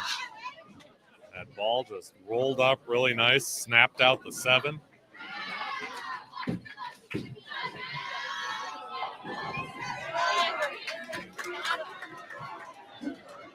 Great way to come back from that open in the 4th frame.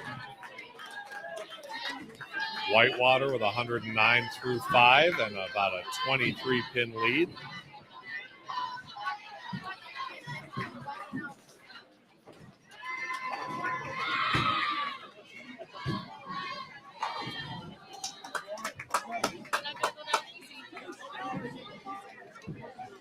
Yep.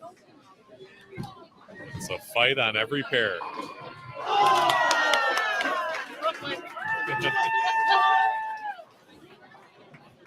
With each passing match, it's a little tougher to see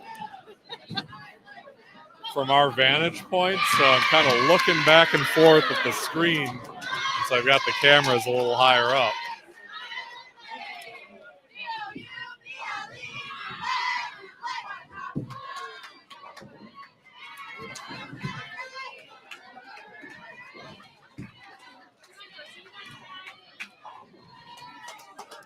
There's a 3-bagger for Bowling Green.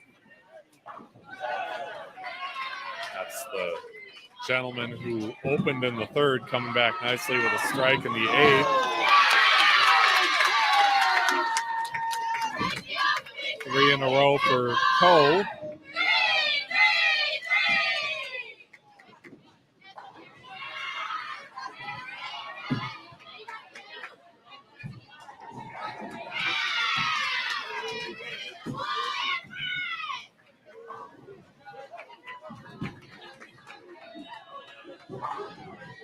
Wow, great shot.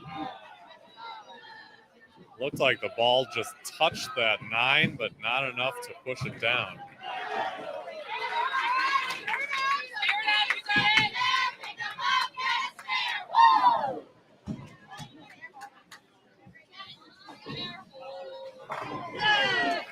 Great shot by Dawson Peterson, continuing much of what he did in the pool play and tattooing the pocket for their 3rd consecutive strike.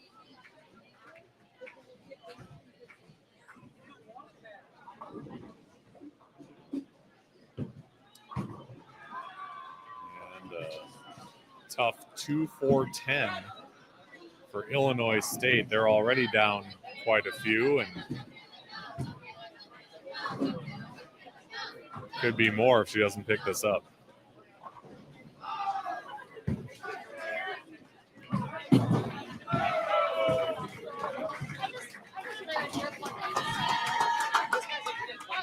All right, so with that spare from Bowling Green, they've got a possible 215.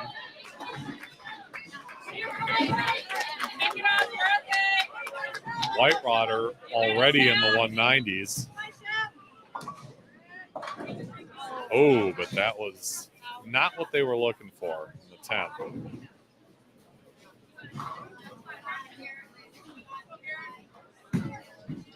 So if he gets 2,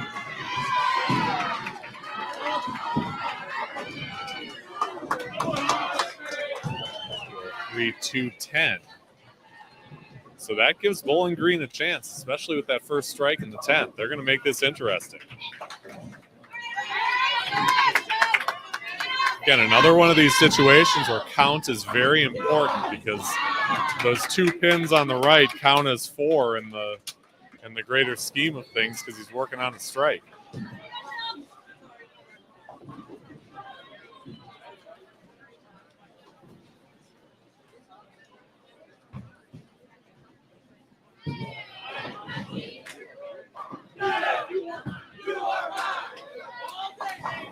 Oh, and he only got 1.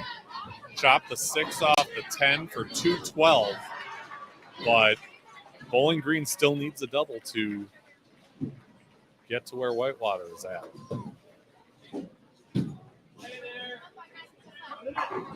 Great shot, snaps out the 10, and now he just needs count. He'll be fine.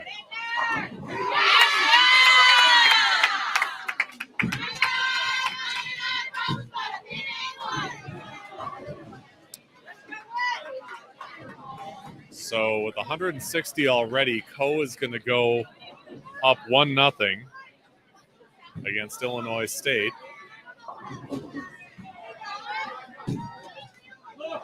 Whitewater finishing with the 2-12, and that's not going to be enough. 2-14 for a narrow 2-pin victory, and it's Bowling Green 1, Whitewater 0. Again, these are best of 3 matches, so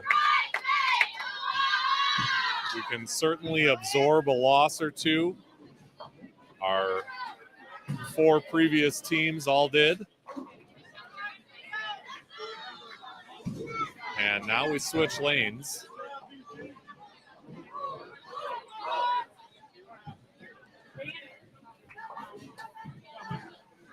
They didn't even come close to being that good down at the other end. They were struggling with 1 second. Don't know if it's the difference in the area.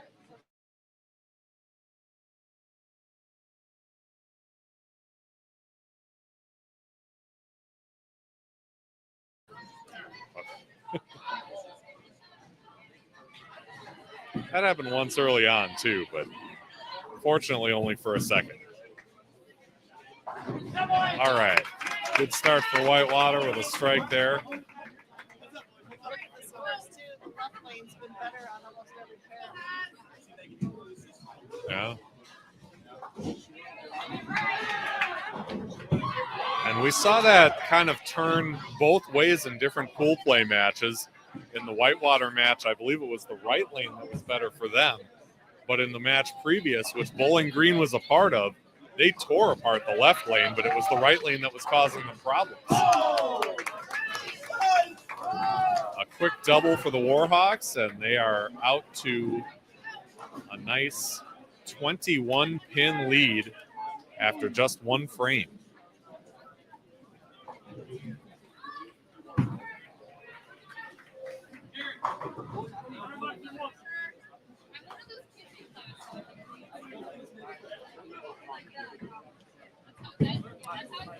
Hey, look at Peyton Schwetz checking things out here at the Collegiate Club National Championships. We've got Bowling Green and UW Whitewater on the right. Whitewater just hit their 3rd strike in a row. Take a big lead over Bowling Green. College and Illinois State about to start up their 2nd game.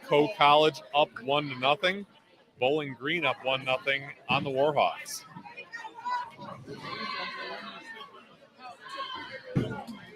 Peyton, I have 2 more nights of league, and then I can start experimenting more with 2-handed bowling and see if that's something I can actually do.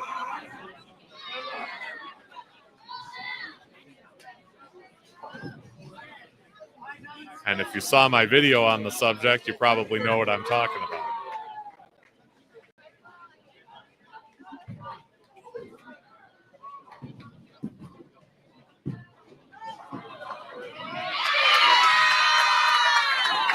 All right.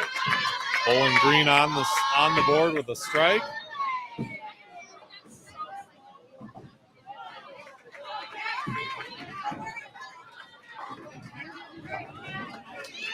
And a spare for Peterson. So it's Whitewater up by about 30 already. And trying to come back from a 1-0 deficit here. Peyton says, oh boy, are you excited. Oh, look at this. He says, currently leading Pepsi with a 7:27. 3 more shifts to wait and find out if he makes it to state. That's a great set for Pepsi. Nice bowling.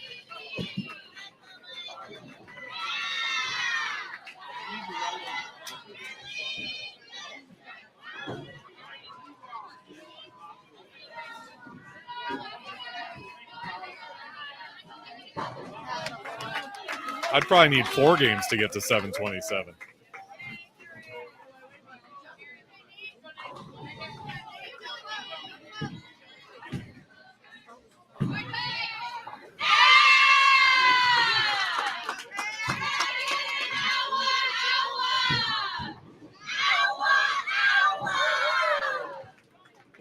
didn't see what she picked up, but they seemed pretty excited about it.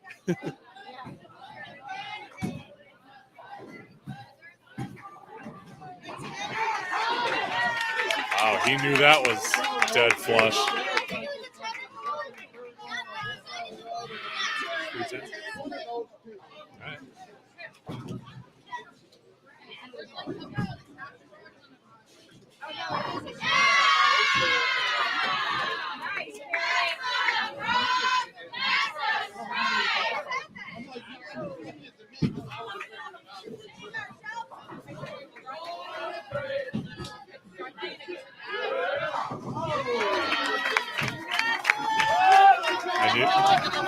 And you could see that soft hand all the way through, and it reacted beautifully.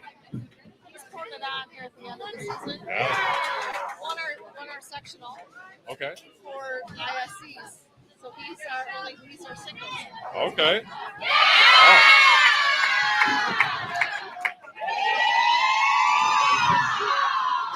So he bowls them both. Yeah. So our guys get to go out a couple days early. Thanks Sure. to him. Oh, yeah. Cheer on the teammate. Yep, they got to go support. That's right.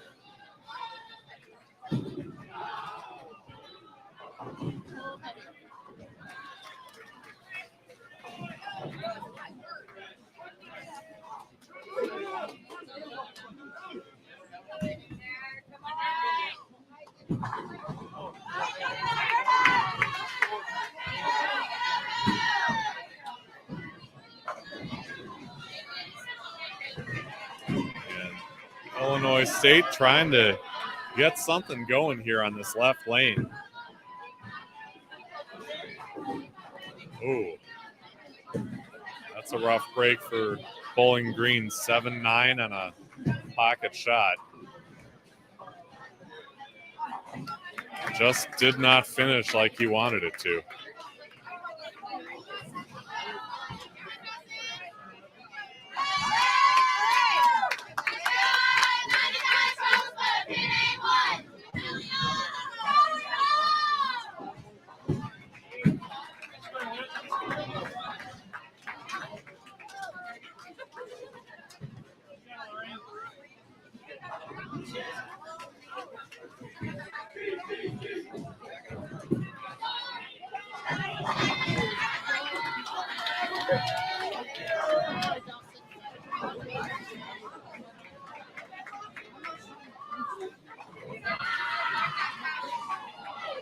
He's just throwing great shot after great shot.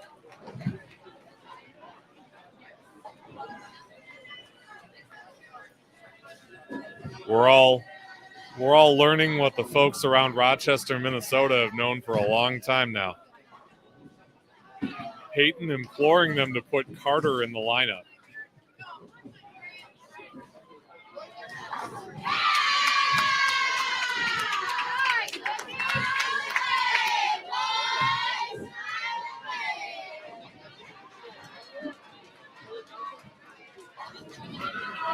All right, well, this game is a done deal for the Whitewater Warhawks as Garrett puts an exclamation point on this one in the 10th. And if Co continues this trend, they're going to be doing the same.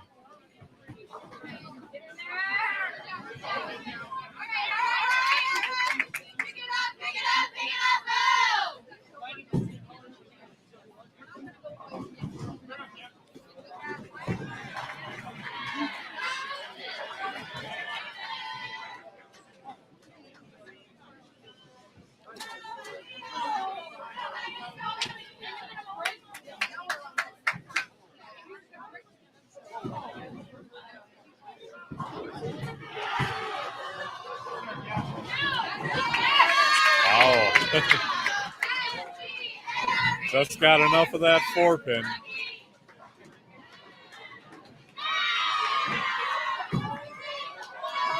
Carter's in. Oh, there you go. Peyton, your wish is Brandon's command.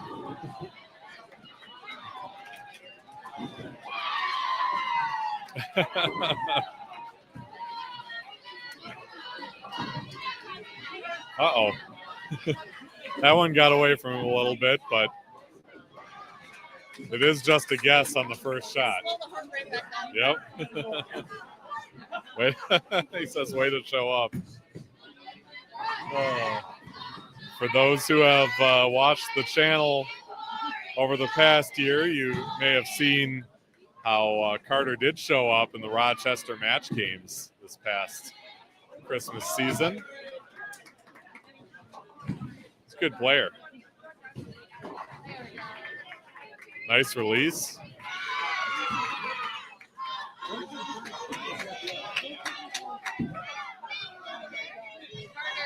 Did not make our postseason roster, but one of our guys is in that room. Okay. So Carter was the next one in. Interesting. He Okay. is not going to Vegas for his season. Gotcha. Okay.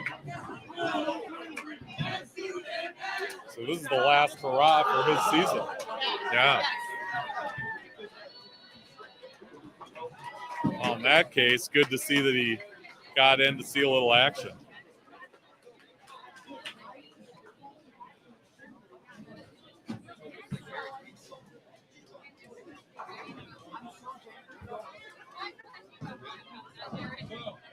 And Illinois State continuing to struggle on that left lane. I think they have gone 8 frames now without striking. Well, 7 anyway. They had a strike in the first.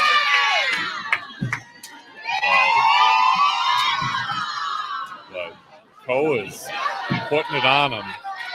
And they are likely going to go up 2-0. A strong finish for Whitewater, 244. And this one is tied up at a game apiece.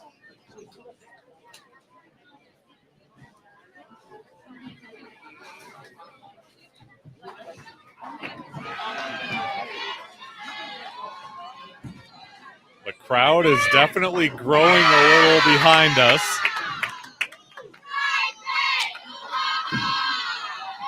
You get a couple of highly ranked teams like Whitewater and Co. Both travel very well. And you know those athletes love that support. They feed off it.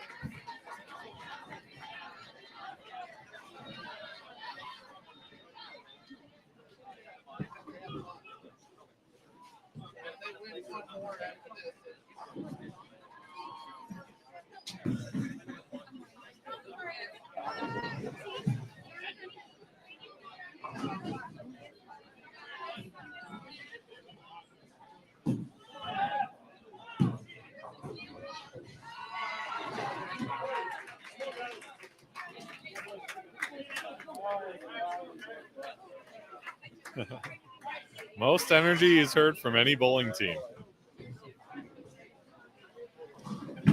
Yeah, it's plenty loud.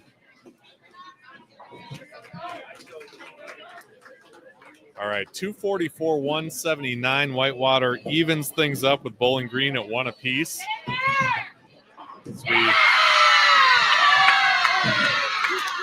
As we continue the battle of who's going to figure out the right lane. And on the ladies' side, Co is just pummeling Illinois State right now. I'll go into the next game with a chance to send them to the contenders bracket.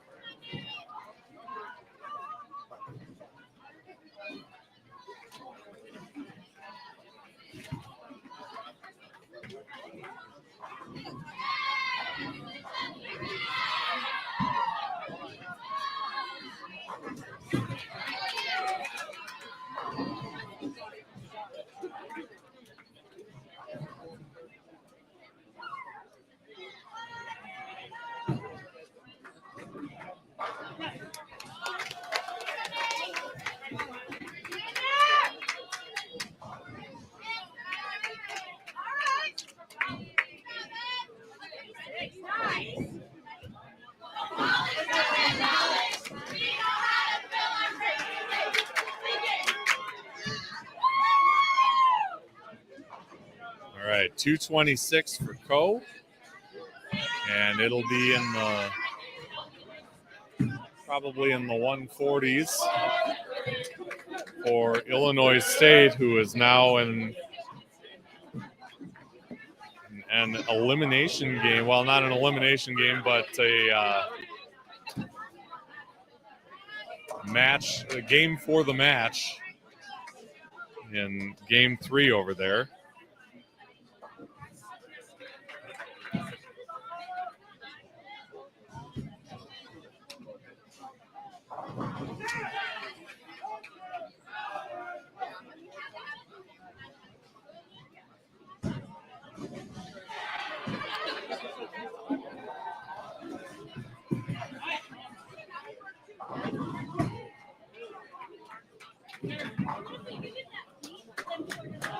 So Bowling Green starts out spare strike, and for Whitewater, strike spare. So even through a frame. And, you know, a lot of the things that we enjoy about this tournament certainly wouldn't be possible without the great sponsors that have supported this national championship event in one way or another, creating the difference. I believe they call them the title sponsor or featured sponsor, Don Carter Lanes Pro Edge, the Club Team Bowling Coaches Association, and Rochester Visitors Bureau, I believe, is the R. So thank you to all the sponsors that are making this thing go.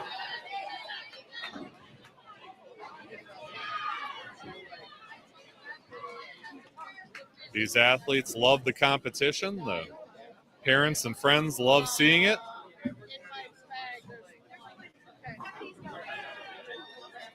And if not for this, I'd probably be sitting at home watching reruns of, I don't know, Cobra Kai or something like that.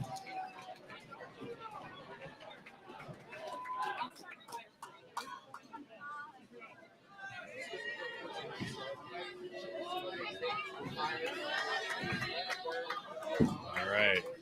A 1-pin advantage for Bowling Green as they step up in the 4th. Remember, this one is tied at a game apiece. Bowling Green and UW Whitewater. Bowling Green eked out a win in game 1. Whitewater came back strong with a 244 to get game 2. The right lane has been a problem for both teams, at least on the first go-around. Oh, and Dawson Peterson hammered the pocket. That 8-pin didn't move a muscle.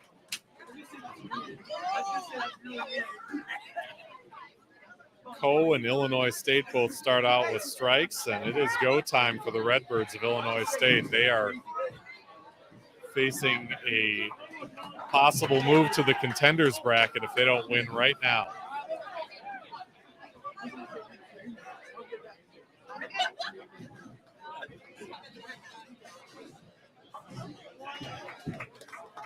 Spare for Peterson. They are down just 1 pin to Bowling Green. Both teams have kept it clean throughout game number 3.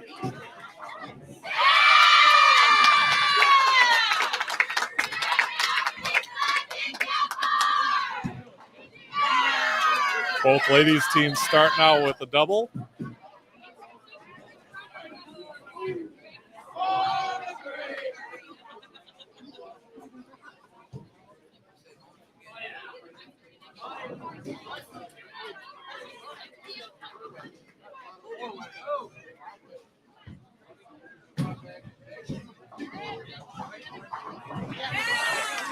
Gets that 10 to drop.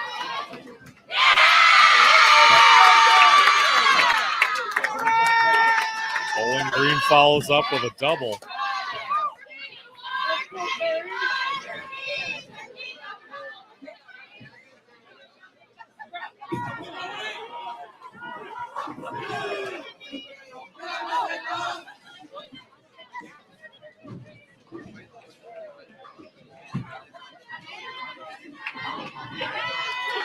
Big double for Whitewater as well. Just one pin separating those two teams in game 3. How we doing, Mom? We hanging in there? I'm glad Mike's not bowling. Definitely pressure. Yeah.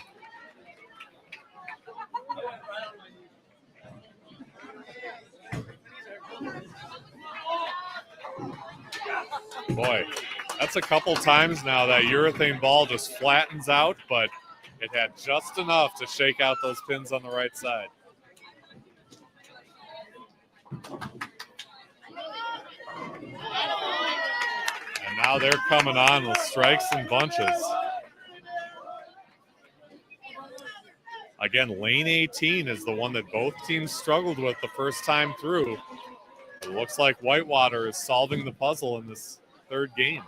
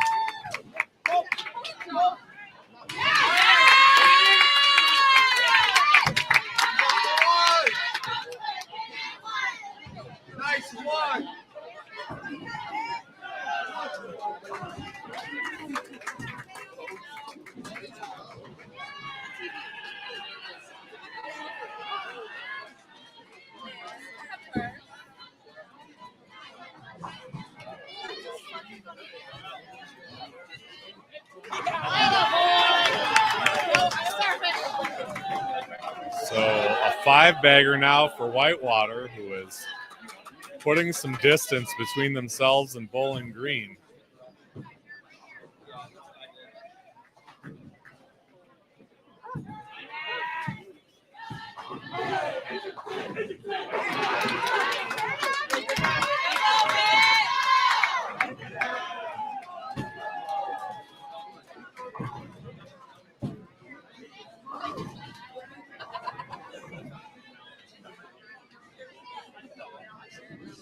Meanwhile, Coe with the front 3, spare after that, and now trying to take down the 4-pin.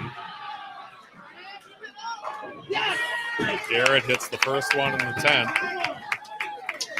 The lone holdover from the national championship team, if I'm not mistaken, the senior.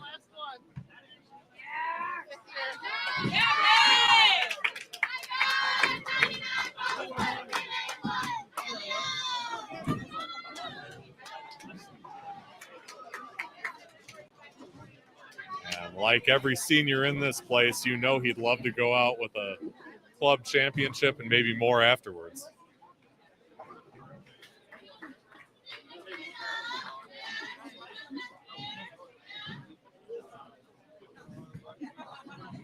Peyton cheering on the Warhawks, and they've got some momentum, that's for sure.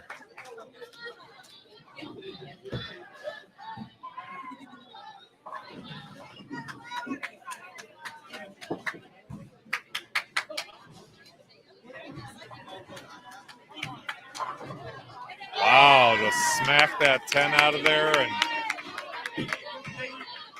he's now a strike away from 258. So this one will go to Whitewater.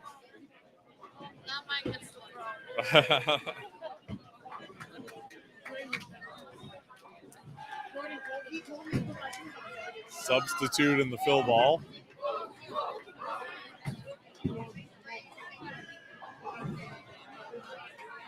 And this is Hunter.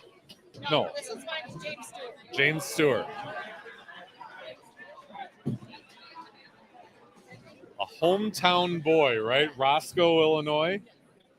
All right. He knows this place well. Let's see if he can take down 10 pins on lane 18.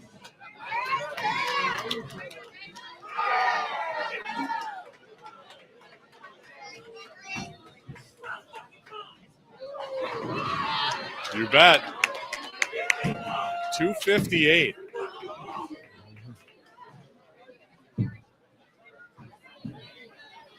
Whitewater cruising to a victory, 225 for Bowling Green. A 2-1 advantage.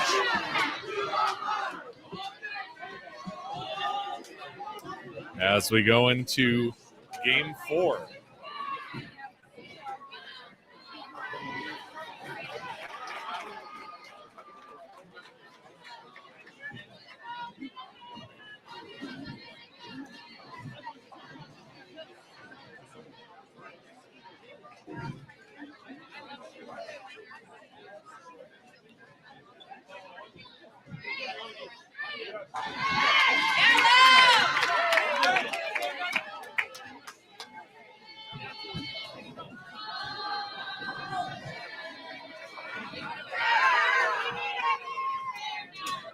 All right, double in the 7th and 8th for Illinois State. They've still got life here. Coe has a lead of about 22 pins, but the Redbirds are going to make them think about it. Oh my goodness. How does that not go down? Yeah, the 6-pin hit it, but look at it. It's still shaking down there. Yeah.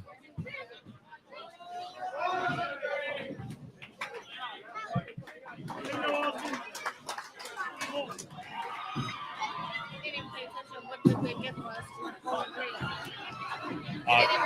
225. Yep.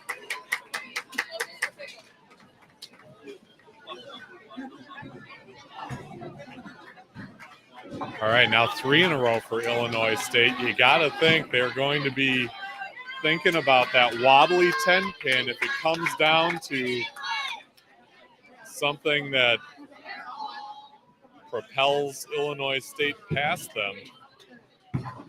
But they know it's do or die time, so. Oh. He's got that roll. It's working. Maybe not textbook, but it's getting the job done. Nice shot there. That's Hunter. That's the Hunter. There's another strike for Coe. Wow, twisting between the 4 and 7 for 4 in a row for Illinois State. They've got 233 if she can hit 2 more. Coe can punch out for 244. So both teams ratcheting up the intensity just a little bit in game number 3 here.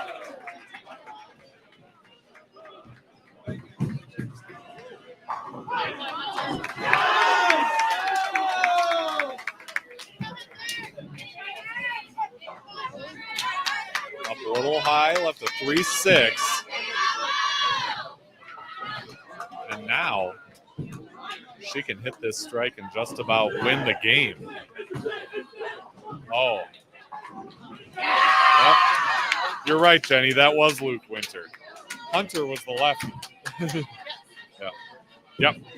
You got it. There we go. Tell you what, they're all lined up, though.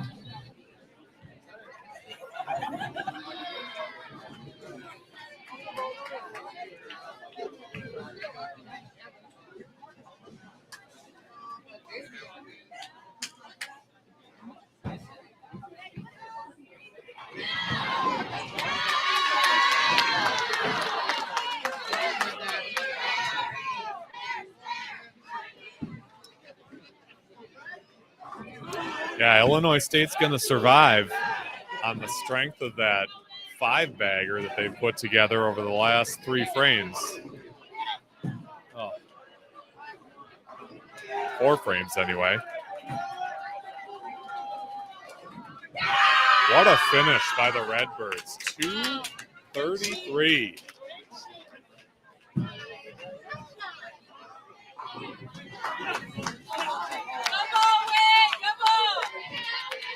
So Illinois State on the board. It'll be 2-1 Coe as we head into game 4.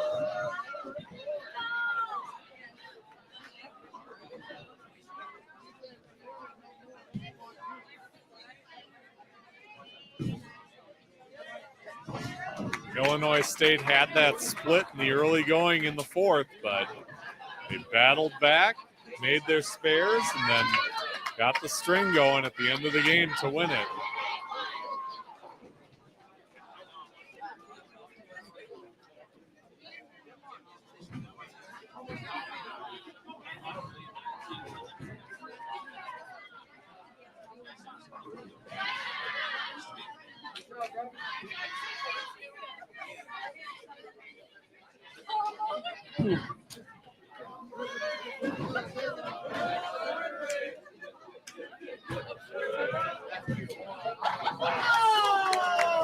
Another one. So 119 through 5 for Whitewater with a strike in the 6th. As Bowling Green 109 through 5 and a spare in the 6th. So Whitewater with a chance to extend that lead right now. Sure enough.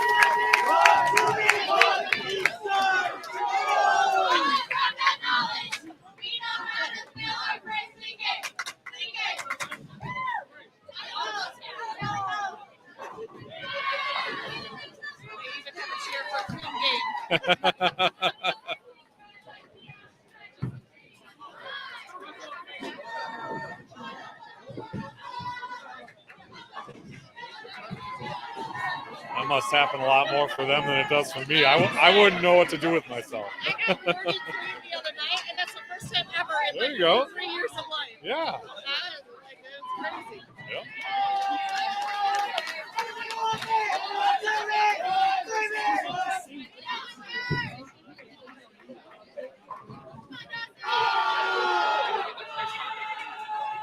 I had to show these old boys that the 53-year-old mom could still do it. Yeah. 718 was Wow. November 300. There you go. 700. And I had a little boat with it. I could do it. They could do For it. sure, yeah. Was it here? No. It was at my home house, which is about 20 miles away. Okay. At Viking Lane. Viking Lane, South Beloit. Okay.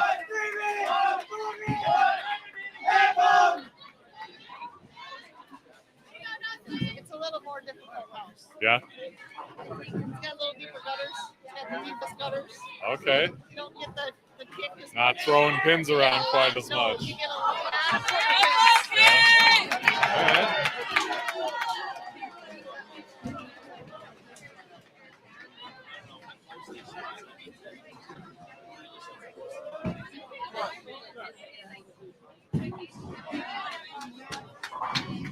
Wow. Great shot, but solid 9. That's okay.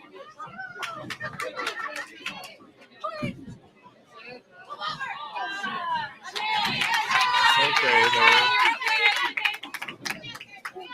This one's pretty much on lock now.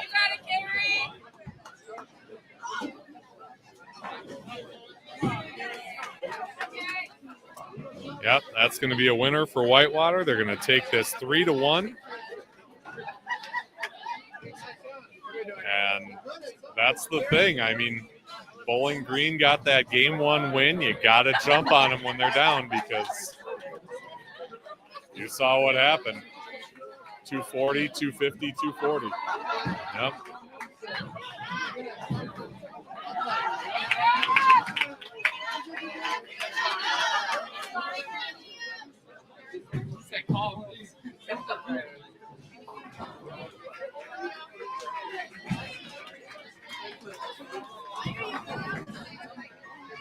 Leo's going to throw our other sub. Okay. Emptying the bench. Yep.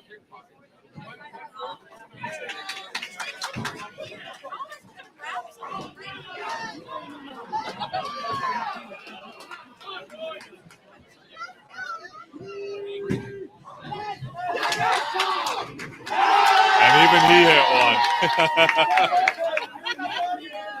248 for UW Whitewater, and they will advance in the winners bracket. Coming back tomorrow morning, nice and early, 7:45.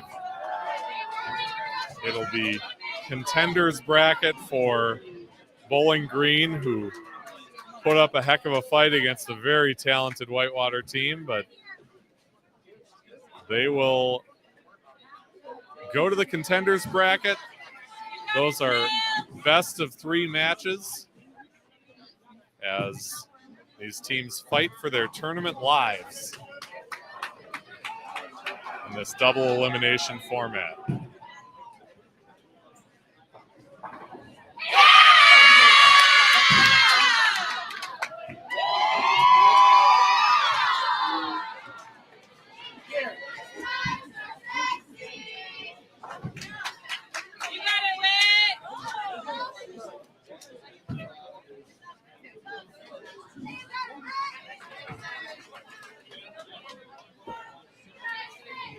Bowling Green finishing up, and they will be in the 170s after nearly making that washout, 177.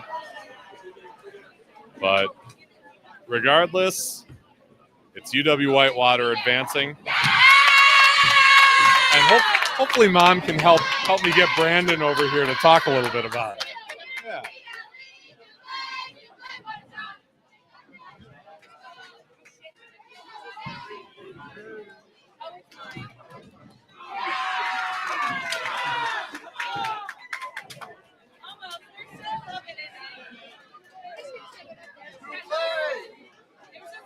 Jenny says, great work, Warhawks. Thanks, Fef, for the live stream. Can't wait for tomorrow. Well, thank you for watching. Really appreciate it. I'm sure the Whitewater boys appreciate the support. And, yeah, I'm looking forward to tomorrow, too. As Cole gets a 3rd consecutive strike.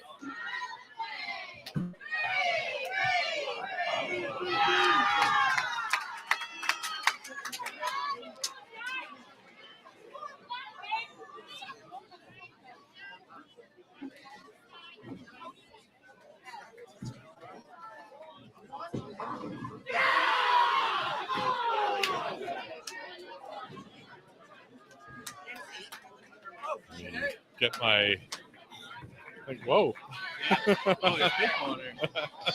Get nice and close because it's loud in here, but as we watch Ko put up a 9 count, she'll take aim at a 4-pin there, and Illinois State trying to hold pace here on the Brooklyn side.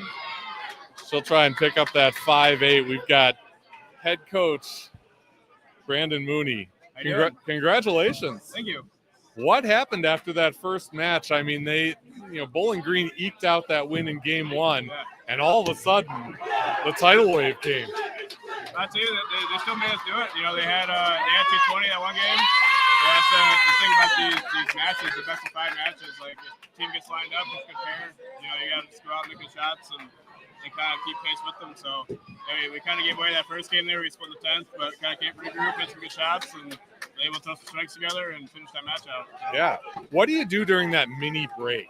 Because you guys had a lot of momentum at the end of the pool play. You went 5-0, and then you've got what, 3 hours? Yeah, we've gotten kind of the break's tricky because we actually joked. I told them they weren't allowed to take a nap this time because we've gotten in trouble the last couple of years where we take a nap and we come back. You can tell we just woke up for one. So it is tricky. You have to tell them stay hydrated, make sure they're eating. We didn't go back till talk a little bit. Just stay loose, they're ready to go. But yeah, 3 hour break can be tough. So a lot of teams come back from the break and come out a little sluggish. So it's important to just kind of stay ready to bowl and do the best you can mentally to stay ready. Good thing for those higher seeds that you had the 15 minutes of practice to get a little loose, make it a fair playing field. That was something we changed this year, which is good to see.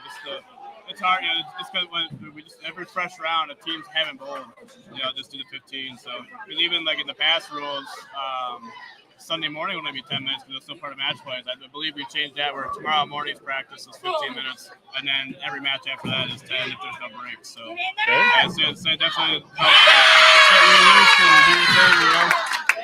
Yeah. My boy Peyton Schwetz wants to tell you that he says, hey. Hey, Payne, how you doing? Yeah, he's been supporting you guys through that last match, and Always good to have supporters with us. You know? Yeah. Whether they're here or whether they're watching, we always appreciate it. So. for sure. Yeah, he's a great player. You've got quite a few great players on your roster right now. How did you make the decision to, put certain guys in certain spots? It looks like Garrett was an anchor for some of the time, other times not. Yeah.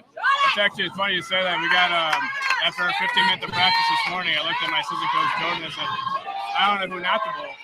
They all have good looks in practice, so sometimes you just kind of go with guys throughout the year, throughout the season. You kind of earn a leash a little bit. Let's say if they're going to throw good shots, or you got all of them lined up, just kind of go through your trust. And not that I trust all of them, but there's some people you have to go. Who's going to be lined up to continue throwing good shots. So as far as lineup change in the middle of the block, sometimes you just got to give the hot hand to the right person. Like let's say Garrett out the 5-hole a few times as he struggled to find some ball reaction. We got somebody else like Dawson came in and played 5-hole for a while, so sometimes you take the hot hand and let them ride it. Yeah. With that 9 counts, I believe it's going to be College taking this match over Illinois State. They were up 2-1, and that'll be the 3rd win. So College will advance to the winner's bracket. You guys will be in the winner's bracket tomorrow. What's your message to the team moving forward? It's kind of the same thing. We enjoyed the day. We had a good day. We won our pool, able to take care of our first match, but it's going to come back tomorrow morning, fresh mindset, ready for matches. Like I said earlier, these are best of 5, so anybody can get hot, go 240, and all of a sudden you're down 0-2, so it's got to go out, trust the process, do it, break the lanes down the way we're trying to, and make good shots. All right. Well, head coach Brandon Mooney, thank you so much for the time. Thank you for having me. Great performance. Thank you for being here, by the way. Yeah, you bet. It's good to have you here and streaming some college bowling this weekend. So. Yeah, no, it's been a blast. A great day Saturday, and hopefully we'll have the same Sunday. Always knock on wood, because you never know. Right. You never know with the internet connection if it's going to be good or if my stuff is going to hold that connection. And that technology, it's fun sometimes and not other times, right? As long as it works, it's great. Yep. When it doesn't, not so much. But no, best of luck to you guys. Thank you. And yeah, we'll be watching. We're out for more bowling tomorrow. For sure. Thank you. All right, go celebrate with your guys. That's head coach Brandon Mooney, who is one of the organizers of this tournament, also head coach of UW Whitewater, the team that finished off Bowling State's winners bracket hopes. And Whitewater and many of the other teams here, like College, that just won Game 4, 202 to 174. They'll be in the winners bracket too, while Illinois State will bowl in the contenders bracket tomorrow. Kim Meadows says, way to go, Warhawks. And they love that support. Man, 240, 250, 240. It's always hard to know exactly how tough a shot is without bowling on it, but I'll tell you, it was a struggle for them in that first game of this match against Bowling Green, and boy, did they figure it out and pile it on afterwards. So Whitewater and both winning their matches in 4 games and advancing on through the winners bracket. Let's see if they'll want to talk to me about what just happened. I'm sorry. Look at her, she's trying to call it. I have a seat waiting for you.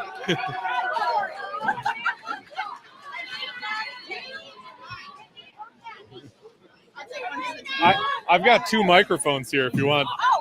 You ready? Well, we gotta pile in though. Just for that reason, I try to come prepared. Come up here. Go stand next to me. Yeah, get in nice and tight.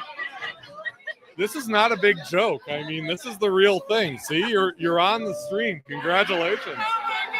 Yeah, tell us about that match. You guys, had the one game that kind of went south, but the others, man, you guys really turned it on. I feel like the energy in this was the rest of the day was like really good. We were all really loud. A lot of it was like a strike or spare. We all stayed in the moment, so I thought that was something that really helped us survive. Yeah, it really helped. Earlier in the day, we kind of struggled a little bit, and we came back around. And we had a big talk about how everything was going and what we needed to do to fix it. And as you can tell, it really helped and it worked, and we really came together as a team. Yeah, it seems like as the strikes keep falling, you guys get louder and louder and louder. What do you feel inside when the team is really pumped like that? My heart just races, and I can't think about anything other than how loud it is and how awesome it is.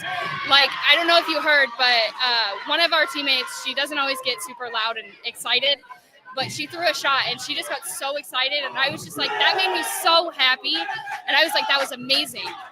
Like, we love that. That's always our goal, is to be as loud as possible. That's in the heart when someone like that gets on board, right? Yeah. We love it when on our watches it shows loud environment. Loud warning. environment. I've had it go off 5 times today. Oh my gosh. Yeah. That's awesome. So the energy is something that helps us stay in the moment. And when it gets like really, really loud, it just pumps us all up, because then we know that we all trust each other and we're all there for each other. So. And I think it helps with the carry. Yeah. I think the pins can hear it. Helps with the carry. I feel like every team has like a glue person or two, someone who keeps everyone together. Maybe they're not the highest scoring bowler, but they're a great team person.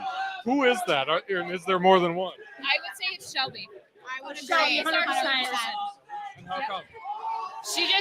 Everyone loves her, and she loves everybody, and she can help anybody with anything, and she just always knows what to say, and even when she thinks she doesn't, she always nails it. She's a great captain. She's really good at pulling our heads out of our butts half the time. Like, Yeah. we can get really far into our head, and she just knows how to snap us out of it and pull us back. What's Coach Randy been like through all this? He doesn't seem like the loudest guy in the world. Sometimes we give him heart attacks, but other times he's right along there with us, even though it may not seem like he's really loud. Like, whenever we're doing really well, he just kind of gets to relax. So, yeah. He's always just trying to help us get in the right area, get in the right ball. And when we're bowling well, it makes him feel like he's doing his job. He also buys us ice cream a lot, or incentivizes us with ice cream. He'll be like, if you get a 250 today, we'll stop and get Dairy Queen or something. And even if we miss the 250, he takes us to Dairy Queen. Like, for this tournament, he told us if we win, we can get him a puppy. Like, we get to pick out his new puppy. Because he has another dog at home, and the other dog needs a friend. Okay. So, and we all love puppies. We all love really want a puppies. puppy. And sometimes they come to practice, sometimes they're at the office. And he is one of those coaches where no matter what time it is, no matter what the situation, if you need him, he will do his damnedest to be there. Regardless of if it's a flat tire or a broken bowling ball or a car accident, like, he is there. He is the most supportive coach that I've ever had. And my dad used to be my coach. He's a really great girl dad, even though he doesn't have any daughters. Okay. Well, but he's got a lot of us now. By my count, he's got about 7 of them here, right? There's more back here. And more there's back 10, here. There's I mean, 10 they're of not us here out anymore. of 10 of us out of what, like 20? We had 20 at the beginning of the season. I think we're down to like 18. But either way, still a very large team, and he does very well at navigating all of our emotions because we have a lot of them. Speaking of that, you've had all the momentum today. Now you've got the night. to prepare for Championship Sunday? How do you do it? How do you keep the momentum? Just talking with our teammates and making sure that we have surfaces right on our balls and trusting ourselves and our teammates to do. And staying out of our heads. I know sometimes we kind of struggle with, we really, really did well day one. And so we come in with that expectation and it doesn't always come out that way. So if we really just come in with a fresh, clean slate, it really helps because then we have no expectations. Like yesterday, different day than today. We just have to come in and just bowl our best. What is a cohawk anyway? It's a made-up bird. It's a made-up bird. It's not even real. It's fake, but it does look a lot like the Seahawks logo. Yeah. Just facing the opposite way. Yep. All right, fair enough. Well, I came from a university with a made-up horned bird as its mascot, so from one bird to another. Good luck the rest of the way. Give me your names too.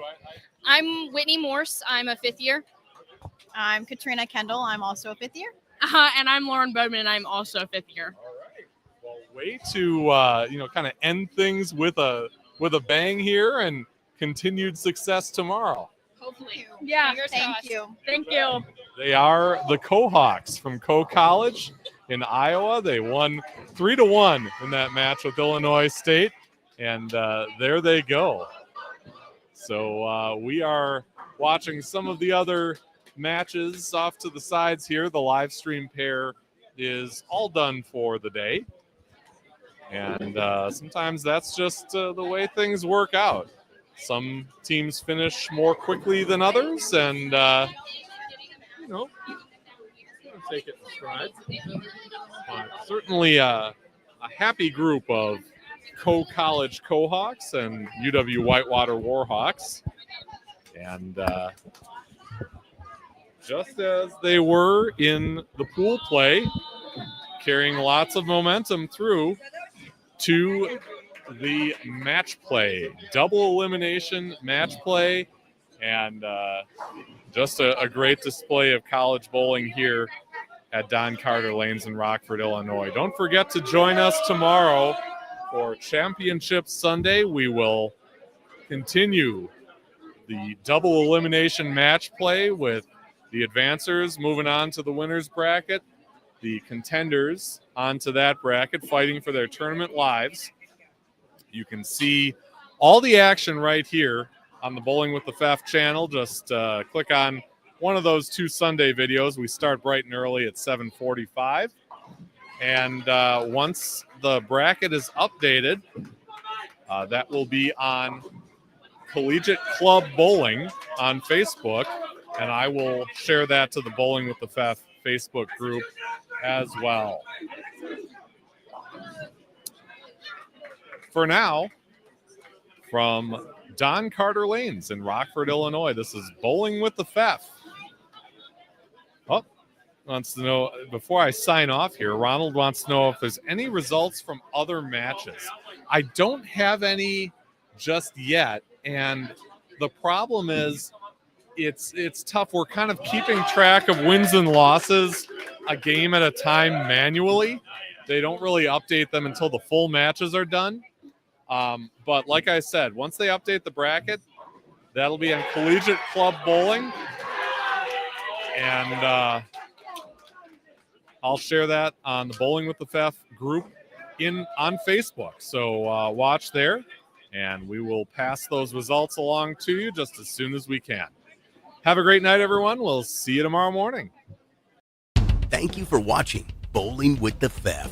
Pound the like button and subscribe button. It's the easiest way to support the channel, and it's free. Bowling with the Pfeff is brought to you by Chip Magnet. Raise your snack standards. Jerry's Score More Bowling Supply inside Wagner's Lane. So Eau Claire, Wisconsin area's leader in bowling products and services since 1988. And Visionary Video Hub. Video with impact. Email bowlingwiththepfeff@yahoo.com with questions or to appear on the show. You can also reach out on your favorite social media platform.